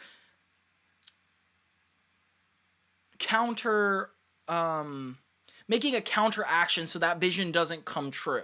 And it was something otherworldly because Nickelodeon had a lot more grounded sitcoms, and Disney could afford to go there. They were like this fantasy company that was known for all these cartoon movies and fairy tales that came to life, so of course they're going to have a different edge on this. And it's really cool because I learned a lot about how this show kind of came together, and it wasn't originally supposed to be Raven. Apparently, it was supposed to be another character.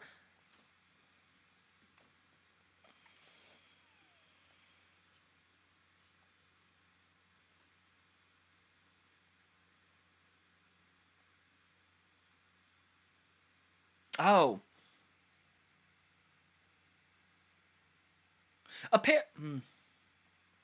Apparently, it was originally supposed to be about a buddy comedy with two people being able to see the future, but before they figured all that out and got into casting, they called it Absolutely Psychic, which is kind of a funny idea. It sounds totally like a Disney Channel sitcom, but then they saw Raven Simone as the lead character, and they're like, wow, like, we definitely need this girl, let's build it around her, and have one main character. Something that was a really good decision that I feel like would not have bled into Hannah Montana if they didn't take that risk.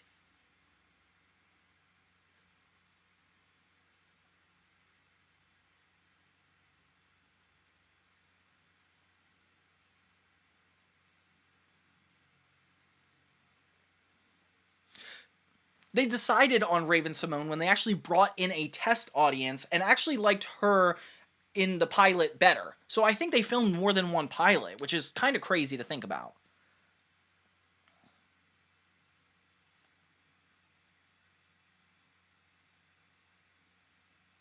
And that's when they really took this show seriously and decided to go to a full first season, bringing on David Brookwell and Sean McNamara, who actually co-produced Even Stevens for Disney Channel. So they're trying to find the Disney format that worked perfectly for this show. And it's so crazy because instead of doing that, it was the opposite, where That's So Raven became the perfect format for a Disney show.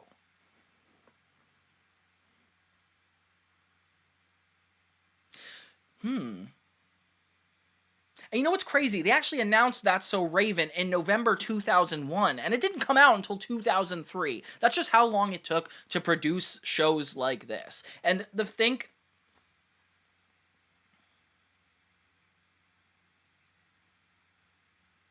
And it was originally expected to premiere in 2002, but it didn't end up happening. They ended up recording the first 4 episodes of the series around Friday.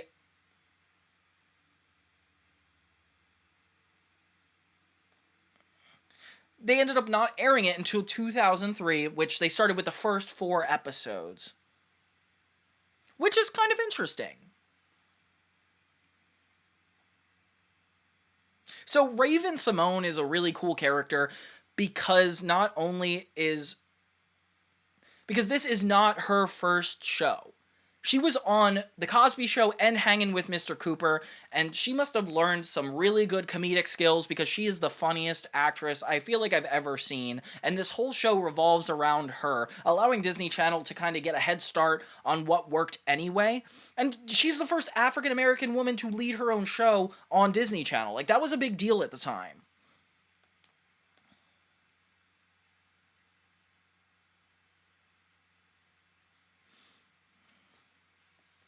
Then, of course, we have Orlando Brown and Annalise Vanderpool as the 2 sidekicks in the show, and it's definitely like a really great, solid cast. My favorite being Corey Baxter, the kid that's kind of a genius. Reminds me of like a Megan type before Drake and Josh came out. Not Megan as the horror series, Megan from Drake and Josh, Megan Parker. That would be a crazy miscommunication, wouldn't it? And yeah, Corey is just so funny from the very pilot episode. Like, he does a great job at selling this show too. The parents are some of my favorites. Like, they try to balance like being authoritative but also not getting in their kids' way, which you always appreciate about a sitcom. Like, you're like, oh, this is how I wish parents really were, because they secretly were not that forgiving, not that they were a lot more controlling than the TV shows made it out to be. So looking back in retrospect, it's so funny to think about that.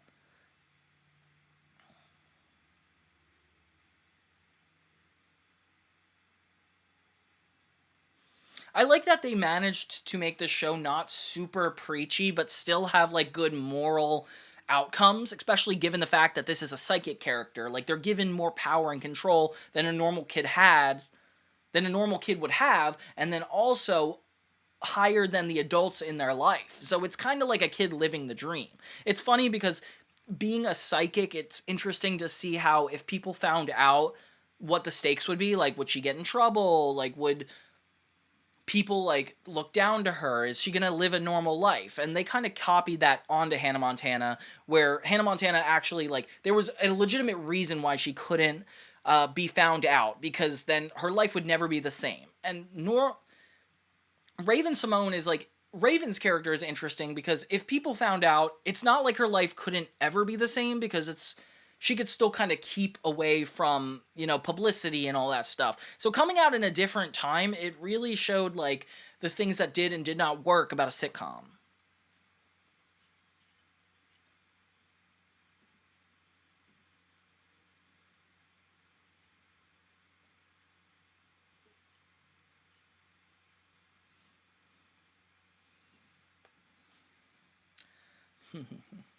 So let's jump into the episodes. You're going to be joining me on this first watch because I never really grew up watching That's So Raven. I didn't get Disney Channel in like 2008 when The Sweet Life was on its last season. So I kind of missed most of the episodes with That's So Raven, except for the ones that aired on ABC Family every like Saturday morning or something, and the crossover episodes like That's So Sweet Life, because that would just be on all my friends' TVs too. So we had a little bit of a touch and go relationship with me and That's So Raven, but I never disliked it. I remember the cigarette episode the most out of all this show because it was so shocking to see on a kid's show. And to be like that series finale, like, that's weird to me. It's just weird. But all around, like, it's just, I've never seen a bad episode. I don't think I'm going to expect to, but we're going to be watching this show with fresh eyes. So thank you guys so much to everybody who requested it, because That's So Raven is such a gem, and I'm so glad to be able to dive back into it. So let's start with Season 1, shall we? Episode 1, Mother Dearest. This is interesting because I thought this would be an episode about how Raven got her powers, or like something really specific with the psychic ability, but I wasn't surprised to see they just want to throw us into it. This episode is about Raven talking back in class and her parents getting called into a teacher conference, and she's essentially going to get in trouble. The only reason this is a big deal is because the parents just bought her a phone, meaning that they're like, you're ready to be an adult, you're responsible, now that you're a teenager, all these things are going to be important for you. And it's cool that we like learn about like the pressures of being specifically a teen versus a child and not yet an adult, because that is 100% where the heart of all these teen shows really lies. And so, yeah, Raven spends this whole episode trying to avoid her parents meeting her teacher. And the fortune and the being able to see into the future is kind of interweaved naturally into it. Disney Channel did this thing with their pilots where they wanted it to be thrown into it and just allow everybody to catch up on their own time, which is kind of a mature way to approach a TV show, because all the kids shows were just introducing things one by one, like here's the main character, here's this, but that's so Raven kind of threw us into it. Something similar would be done in Hannah Montana, where she already has the secret. I don't know what this psychological experience is, but pilots are supposed to be one, happening in a 24-hour time slot, so it's good that this whole Raven thing starts at the beginning of a school day and ends at the end of a parent-teacher conference. It all kind of coincides with the rules of what a pilot should be. They throw us into the action, so we just don't have to see necessarily the origins of the story, but are expected to go along with it, which is a really effective way to go about it. And this episode is just so funny because it even starts with like the teacher's point of view, and his eyes are like a monitor staring at the kids, and you could tell they're like still experimenting with how they want to go with the fantasy aspect of it, and they sort of leaned toward being more, oh my god. Sorry guys, my video stopped recording, so I had to pause.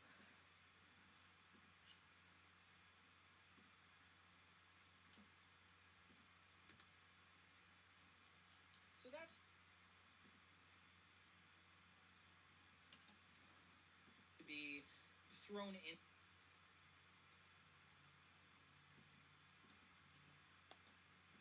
Able to see into the future is kind of interweaved naturally into it. Disney Channel did this thing with their pilots where they wanted it to be thrown in.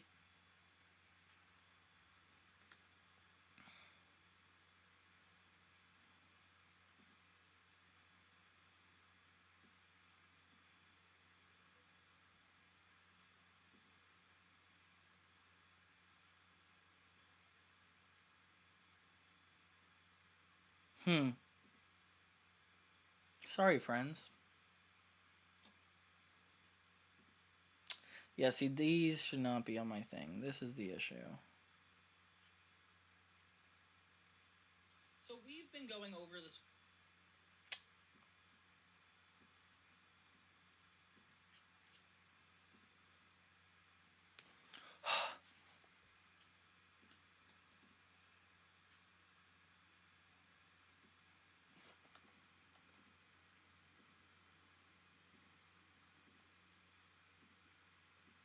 Okay, I am deleting some stuff just so I can do this. Sorry, friends.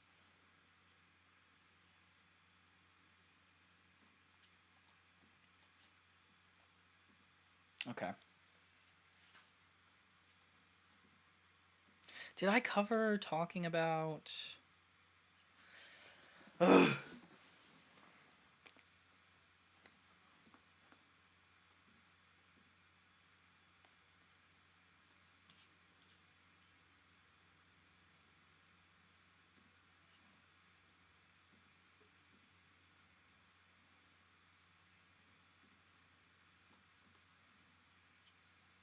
So that's trouble. The only reason this is a big deal is because the parents just bought her a phone, meaning that they're like, you're ready to be an adult. Fortune and the being able to see into the future is kind of interweaved naturally into thrown in for a teenager, all these things. Okay.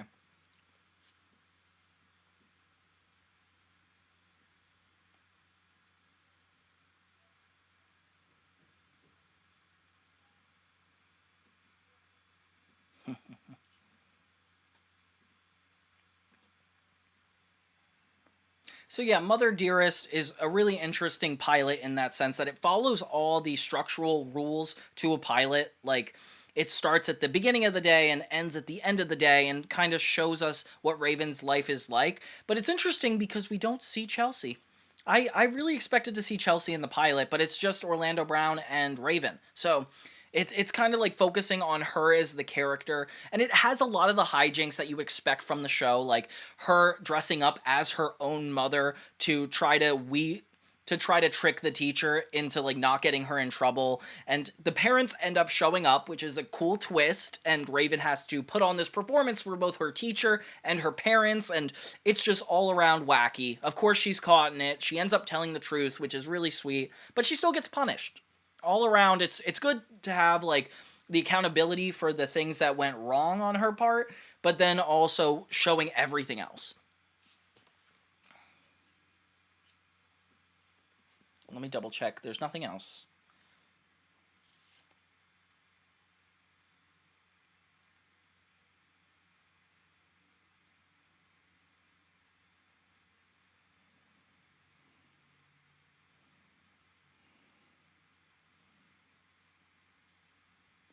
Oh, yeah. They also gave us 3 visions in this episode, which I find really interesting because, of course, it's like the pilot. You want to get us the most familiar with the show as we can be. And that's like the perfect amount, I feel like. Like, throw us into the visions. And the episode left me with a lot to desire about the show. Like, I was super excited. I was super excited to figure out how this would go based on this. And it's interesting because in production order, this is supposed to be the second episode, but we're going to go through the season as if it's in the order of the air dates.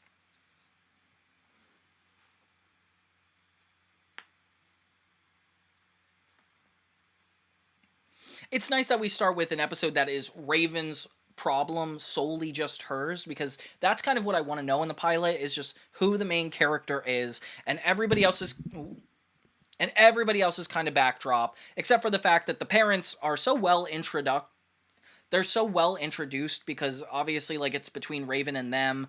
And oh, we introduce Corey too. He's apparently like this genius that knows how to get out of all their parents' rules. So Raven goes to him. Like, great way to introduce everybody.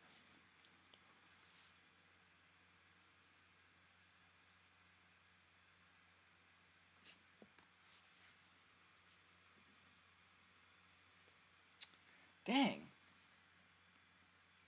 The episodes are different everywhere, so I'm just going to go by the wiki page. The second episode is called Party Animal.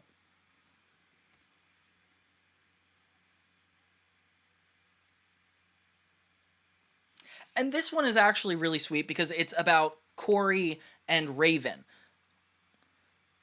So Corey wants to have his birthday party, and Raven basically had a vision that Corey said, "I hate you." So it becomes more about Raven's insecurities of being a bad sister. Like, at first she's like, oh, it's normal that siblings hate each other, but then she sees this vision and she's like, oh my gosh, I maybe need to be a good sister. And this is a very sweet episode because, like, having her come from this place where she's just trying to make her brother like her is very adorable, you know?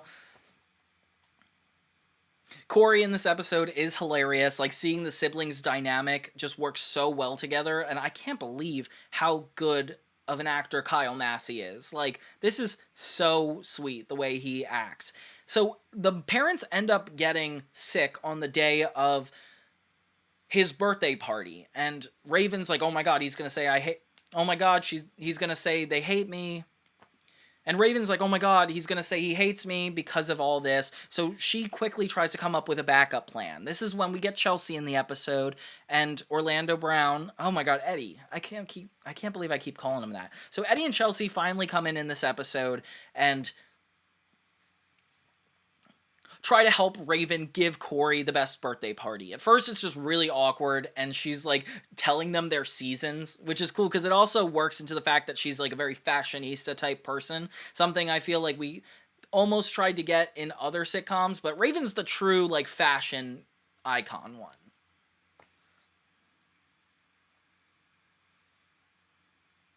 So yeah, we're introduced to some of her hobbies, and she ends up getting this guy named Reptile Rick to come over, and everybody at the party is like, yeah, that'll save the day. So she gets this guy to come, and then he ends up eating the pasta that made the parents sick, and now he's sick as well. So now Raven has to do this whole performance with these animals within their house. Keep it from her parents, help Reptile Rick, and also make Corey have a good time. Crazy, crazy stuff. Yeah, so by the end of this episode, she does end up pulling it all off, and Corey forgives her for everything that ended up happening, and it's really sweet. It just goes to show that even though you can't stop the future from happening, you can make up for a bad future, I guess, if that's not a dark thing to say. So yeah, Party Animal, really good episode.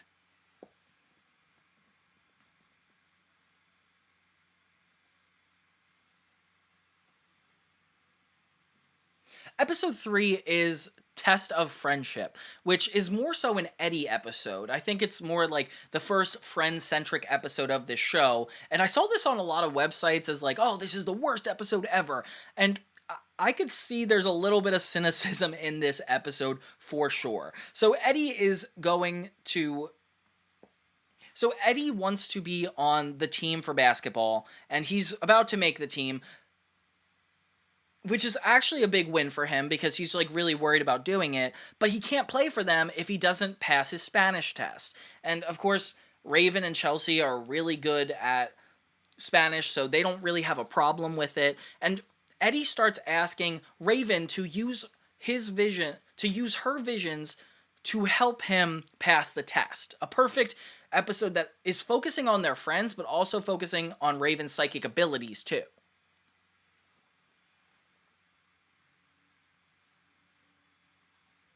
It's a lot better with Chelsea. I feel like she evens out the group a lot more than before. Like, just having Eddie feels a little empty, but I guess they did that because they wanted to focus on Raven. Like, no harm, no foul on that.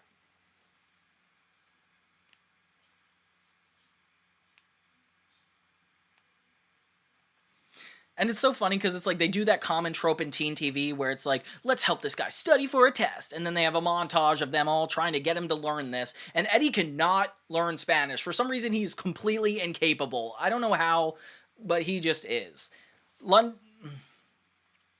Raven can see into the future that he is not going to pass, making him be like, why won't you just help me out? And it becomes a moral dilemma where she is being pressured to help Eddie cheat. And Eddie's kind of horrible about it. He's like making her feel bad all throughout the episode. And you do feel bad for Raven. I feel like this episode's more about consent. Like, she said no, it's against her morals multiple times to not use her visions to help him cheat on a test. Or like him and Chelsea, or like her and Chelsea can't do that. Like, that's just not appropriate. And he just makes him feel worse and worse, and it's really not cool, Eddie. I don't like the way he looks in this episode. In the end, she does help him cheat, but karma on her because they find out that the test isn't actually with the same answers she helped him study. So now he's about to fail this test, and then so Raven and Chelsea get up on this high wire like thing outside the school, and I've never seen this in a Disney Channel so intense. They did this in iCarly, I Quit iCarly, where Sam and Carly were hanging off the side of the building. Super scary, super dangerous, and life-threatening. The fact it's just in this casual episode of teen TV, but it's so funny because it ends up like they're trying to communicate to Eddie that he has all the wrong answers, and he can't tell they're trying to do that until they actually like communicate with him outside the window, and it's really funny the way it goes. And you know, they kind of get their karma. Eddie ends up passing the test on his own, which is actually really cool, and Raven ends up feeling horrible about what she tried to do in general. And she really didn't have to do this whole time. Like, she was giving him the benefit of the doubt in a way that he did not deserve. But at the end, Eddie does acknowledge that it's his fault, and he shouldn't have pressured her to begin with, and that's where all, like, the negativity got involved in the plot, and that's a good moral. I like the episode moral being that, like, you should not cheat, and if you do, like, you kind of always will find consequences. So good for Raven for not sticking to her gun and then paying for it. Actually, poor Raven, she was the victim of this episode. And then we get the next episode, 4. It's Wake Up Victor. And this episode is more so about the parents, which I really, really liked. In this episode, we learned that Victor is a famous chef, and he does a really good job. Obviously, we know that now in context, because in Cory in the House, he gets a job with the president as being his cook. And this episode is kind of opening up the doors to that, pretty much. So, the whole episode is basically Victor getting ready for this performance on live TV. He's super nervous, but it's such a good deal for everybody. Raven has a vision that he's going to screw it up and everything's going to get messed up, but she kind of keeps that from the mom so that way it doesn't stress anybody out anymore, which I would have also done. Like, I don't know why you would try to get away with that. Meanwhile, in the B plot, Cory and his friend are learning hypnotism and trying to get Chelsea and Raven to fall for them by hypnotizing them, which is such a 2000s plot. Like, now that seems a little really inappropriate. They're trying to get like a kiss from them, which is insane. But they're told that the psychic powers do work on some people, and little did they know it worked on Victor. So Victor can't wake up, especially in time for the television performance, and the TV people are horrible. They're very much like, you can't do this, you're gonna be over in the culinary world if you can't make this performance work. And I'm like, okay, I don't know if things were that intense at the time, but I think Victor's going to be fine if he doesn't make this perfect. But those are the stakes, so everybody's trying to wake up Victor, and they do the... And then they do the bit where they... where even though he's passed out, they try to get him to still cook something. And they end up trying to make up a bunch of lies to make it normal, but then make the position so much worse. Oh, how did the episode end? I kind of don't remember.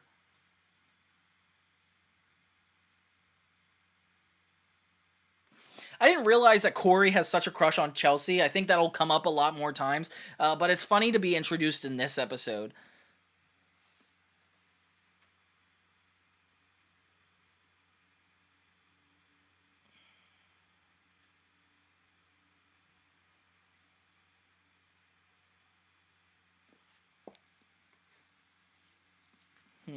Okay, let's see how it ended, because I kind of can't remember. Huh.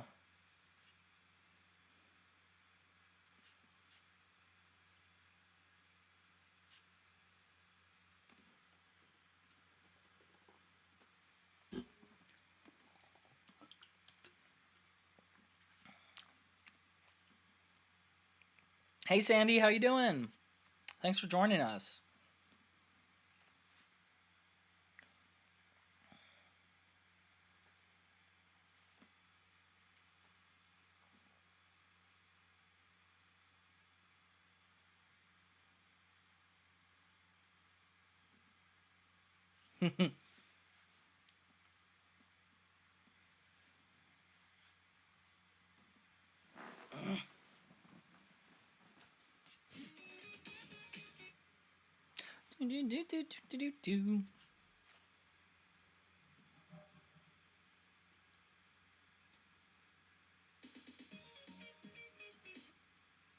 Elsie, take one for the team.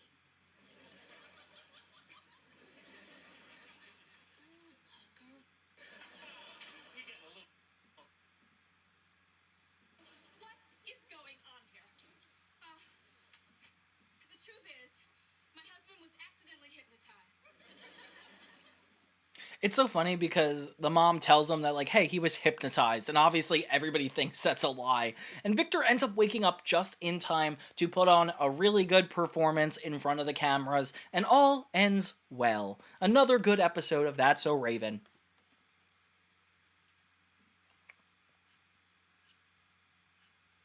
Episode 5 is a fish called Raven.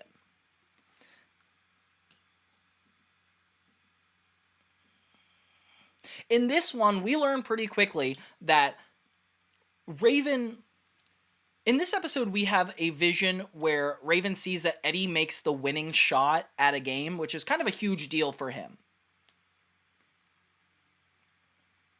Meanwhile, she is trying to join the journalism club and actually write an article And the main girl in that club is out to get her. She is disrespectful as heck, and she even.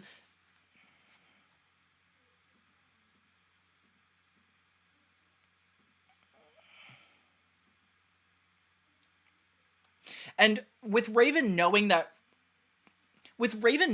Eddie is going to get this final shot in the basketball game, she's like, "Oh, I want to go to there." But the girl who's out to get her is like, "No, Raven." Oh.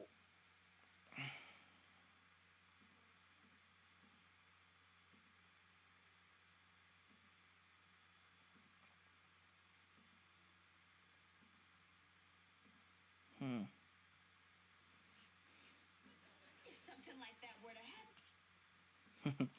So the girl that's head of the journalism is pretty much out to get Raven and sabotages her from being able to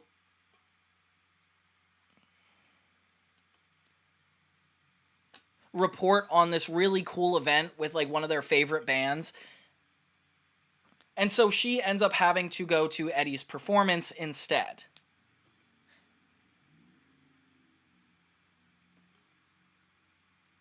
Hi.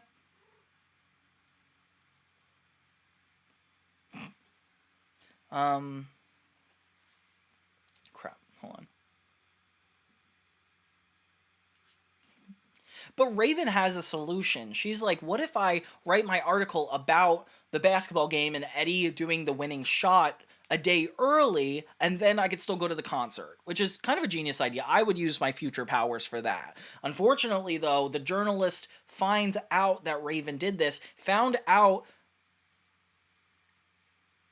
that she wrote the article in advance, and is like, "You're psychic." So basically she finds out she's psychic, and she's like, if Eddie wins this competition, I'll know you're actually psychic, and I'll print this article, and shows her outing Raven to the whole school. Wow, scary situation.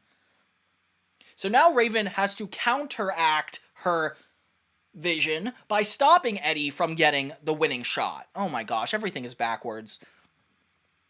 So yeah, she dresses up in the mascot costume and tries to sabotage Eddie, which is super confusing for everybody all around. When Eddie finds out this is why she's trying to do it, he kind of redeems himself from the Test of Friendship episode and is able to purposely lose to help her keep her secret, which is really sweet. We end up finding out that that means they still win, but Raven was wrong about how they won. Therefore, her secret is kept safe, and the journalist loses, which is kind of a cool win. This is a really clever written episode. Like, this is what I expect the entire series to do best, and they did. They did best.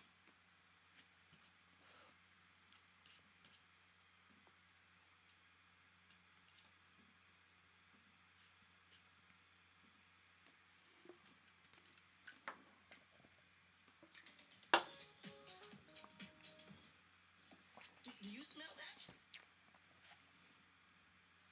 Yeah, I was trying to be polite and not say nothing, but man. Now you. Well, what about Diane? 'Cause Okay, the next episode is Season 1, Episode 6, The Smell of Victory. And this episode is classic, like, old That's So Raven, because they are clearly in the same classroom for all their classes. Like, I don't know why they just switch out the teacher and expect us not to notice.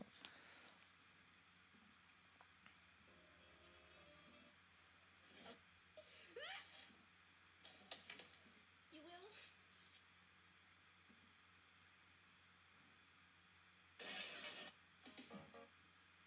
That I'm just trying to unload Stinky Sturkey. I mean, Ben Stinky. Stinky Stinky. So Raven gets a partner she really doesn't want to work with in science class, and it's this guy who smells. His name's Ben, and she is really not wanting to be his partner, so she keeps trying to get out of it somehow by asking other people to switch with her, even asking her teacher to not be on his team. Like, all because he smells, which is definitely a relatable teen issue. She ends up having a vision that by being his partner, she is going to get an A on this project, which actually means a lot to her. She wants to get an A, so she tells the teacher, never mind, actually, I'm going to be his partner. and then starts using a bunch of techniques to keep him not smelling as they work together. Everybody in Raven's house like tries to avoid him because he smells that bad, and I feel kind of bad for this kid because Raven realizes he's actually a really nice person despite the smell, and it's kind of sad that she's like treating him this way. Because you see, I've never.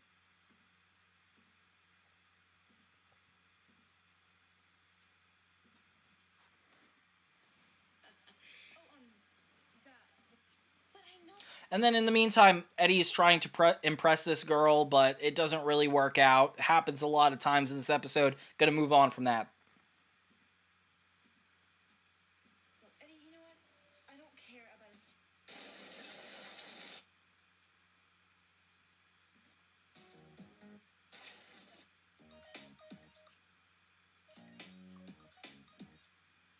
Sorry, one sec.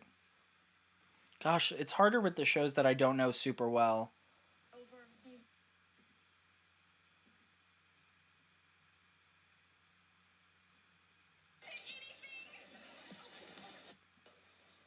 What do you really look like?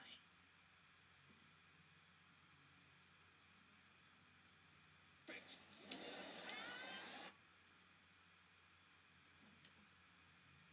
They have this teacher that they keep making fun of in this episode that pronounces his P's so prominently that like the spit comes out every time and nobody's comfortable with it. I don't know why the recurring jokes are everybody being gross. You know, like this guy stinks. This other guy like pronounces his P's. Like, why is it the butt of the joke every episode?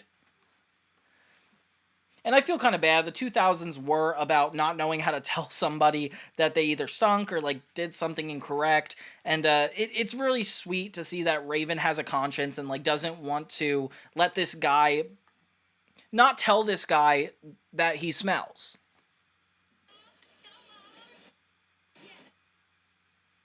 Mom, you throw like a girl. So great that you volunteered to help out with the. Coming on.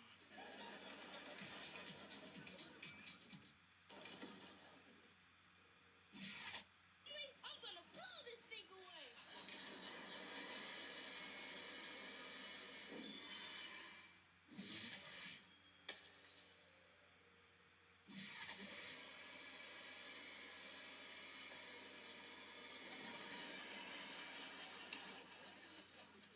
My project's gonna get ruined. I cannot let that happen.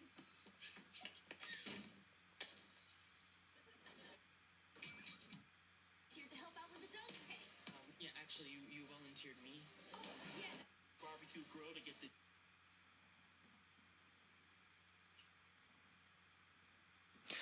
Raven volunteers this kid for the dunk tank so he could fall in water, and she realizes that maybe she should just be honest with him about how he smells, because he's a good person, and it's not really fair to treat somebody that way.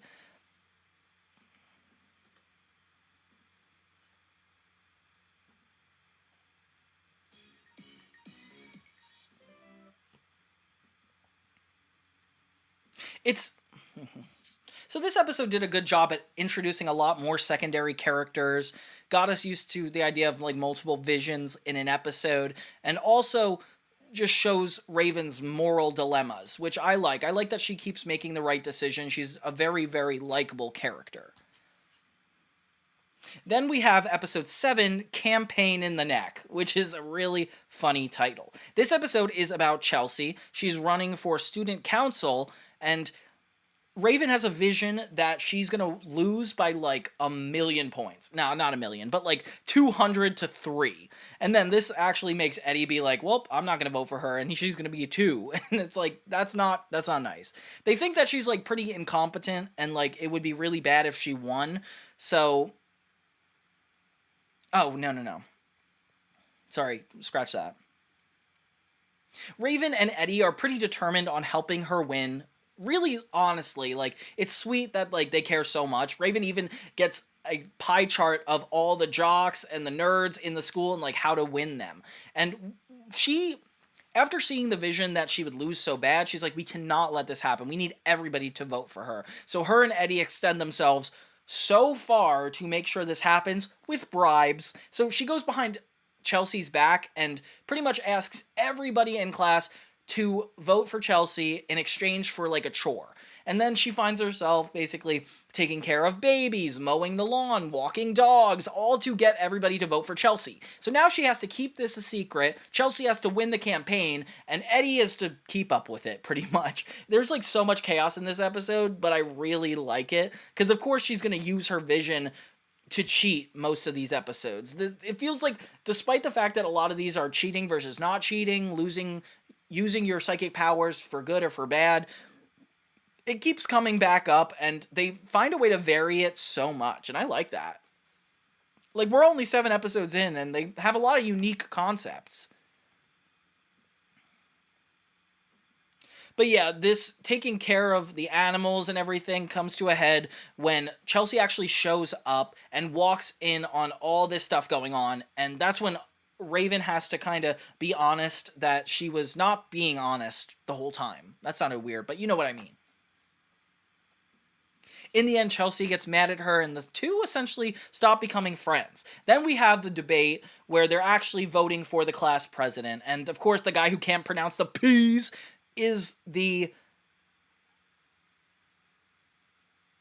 head of the debate, which I can't tell if this joke is going to keep going on. Just the fact that he spits when he says the word P is like hardly a joke, but they keep going with it. Obviously, Chelsea doesn't want to talk to Raven, so they're still in a disagreement until Raven gets Chelsea to say why she wants to be president, and it becomes like a really thoughtful speech. Everybody ends up hearing it, and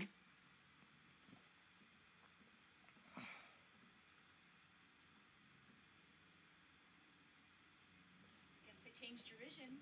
You sure her vision ends up changing, which is super cool. Like, we find out that the visions don't always have to come true, but they rarely do. Like, they are usually pretty correct. did, girl. And you lost all on your own.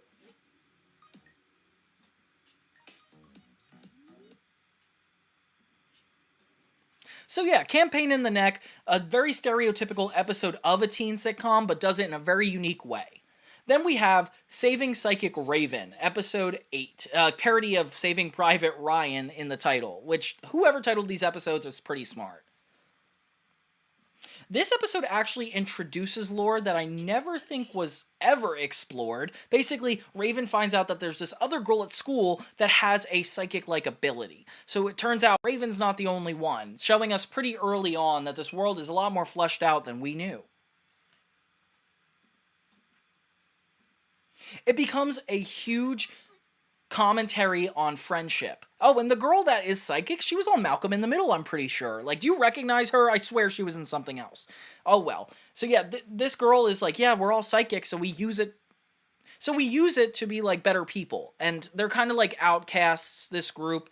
But they're doing great things, and Raven finds herself fitting in with them really well. Eddie and Chelsea kind of jealous with all the time she's spending with them, so end up being like, hey, they're freaks, and they're starts calling them names, and Raven's like, that's not cool, like, that's not how you treat people. Ends up fully becoming friends with the psychics. Then the psychics start trashing Chelsea and Eddie, and Raven's just like, it doesn't matter, psychic, not psychic, outcast, not outcast, you can't treat people that way, which is an awesome message. I think this episode is so good at giving us lore, giving us morals, and then also showing us a cool vision.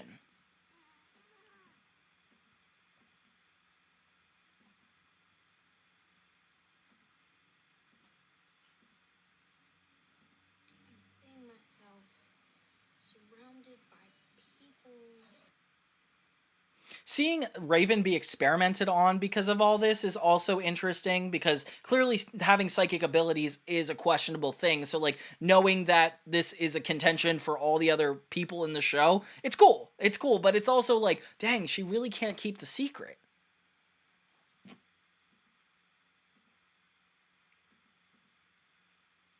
I like that Raven is able to bring together this group of people all at the end of the episode. Like, it's definitely about like unity, and the powers go pretty far. They levitate Raven at the end of the episode, which I think we're getting a little too off. Oh.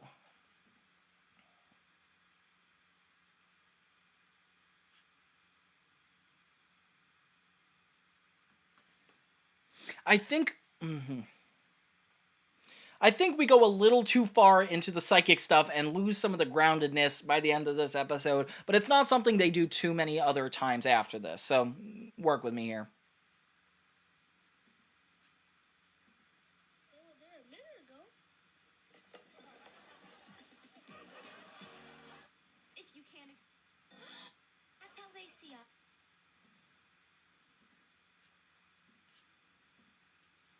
That's so Raven.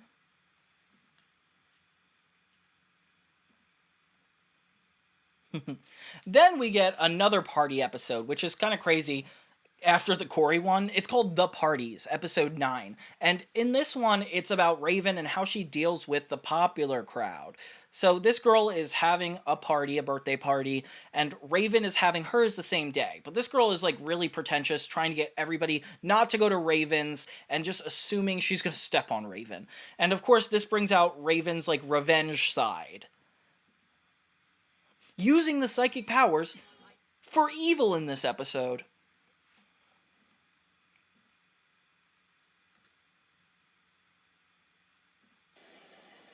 Oh, that's janky. Betty, I guess you didn't meet the punk. There was a bump.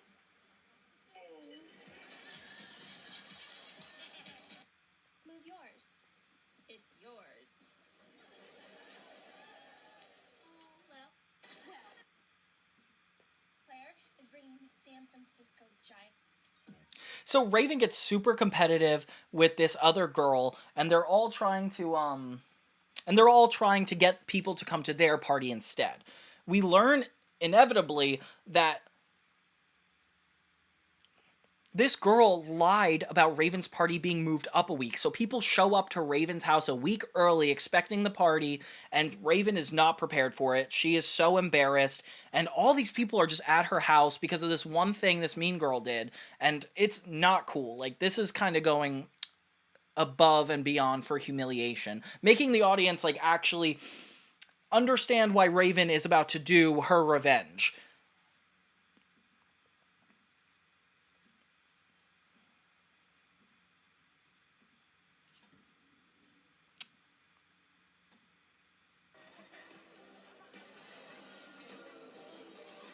Oh yeah, I do remember that episode. The parents even have like a dance to ruin Raven's party even further, which is kind of funny. Look at them dance.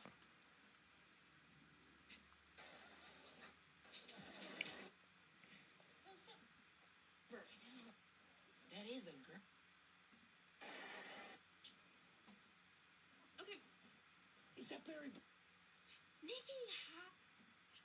So, in order to get revenge, Raven ends up inviting Nikki over in the middle of her party, which I don't know why in the world this girl would have showed up if she was hosting a party anyway. And they pretty much kidnap her, attack her, fill her with feathers, and I've never seen teen shows like get this aggressive with their revenge. Like, it's pretty intense. Midway through them, like, torturing her, using a blow dryer at them, even Corey gets involved at getting revenge on this girl. In the midst of it, Raven has a vision that, like, she doesn't feel better, essentially. Like, this is not a good way to do things. So, she ends up helping Nikki out in the long run and making the good person decision, which it's not hard to do, Raven. Like, we saw how bad you were treated. We definitely want you to have a win, but she's too good for this, which I appreciate. I like that we end on, like, a good moral when it comes to fighting fire with fire. But then the good moral is, like, kind of taken back because then Raven ends up doing something that she knows is harmful to Nikki, and it just ends up happening anyway. So yeah, I guess moral learned, but then unlearned.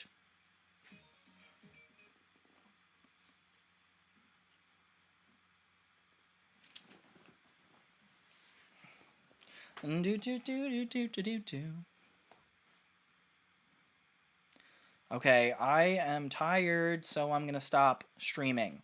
I appreciate you guys sitting with me. That was fun. I'll see you guys next time.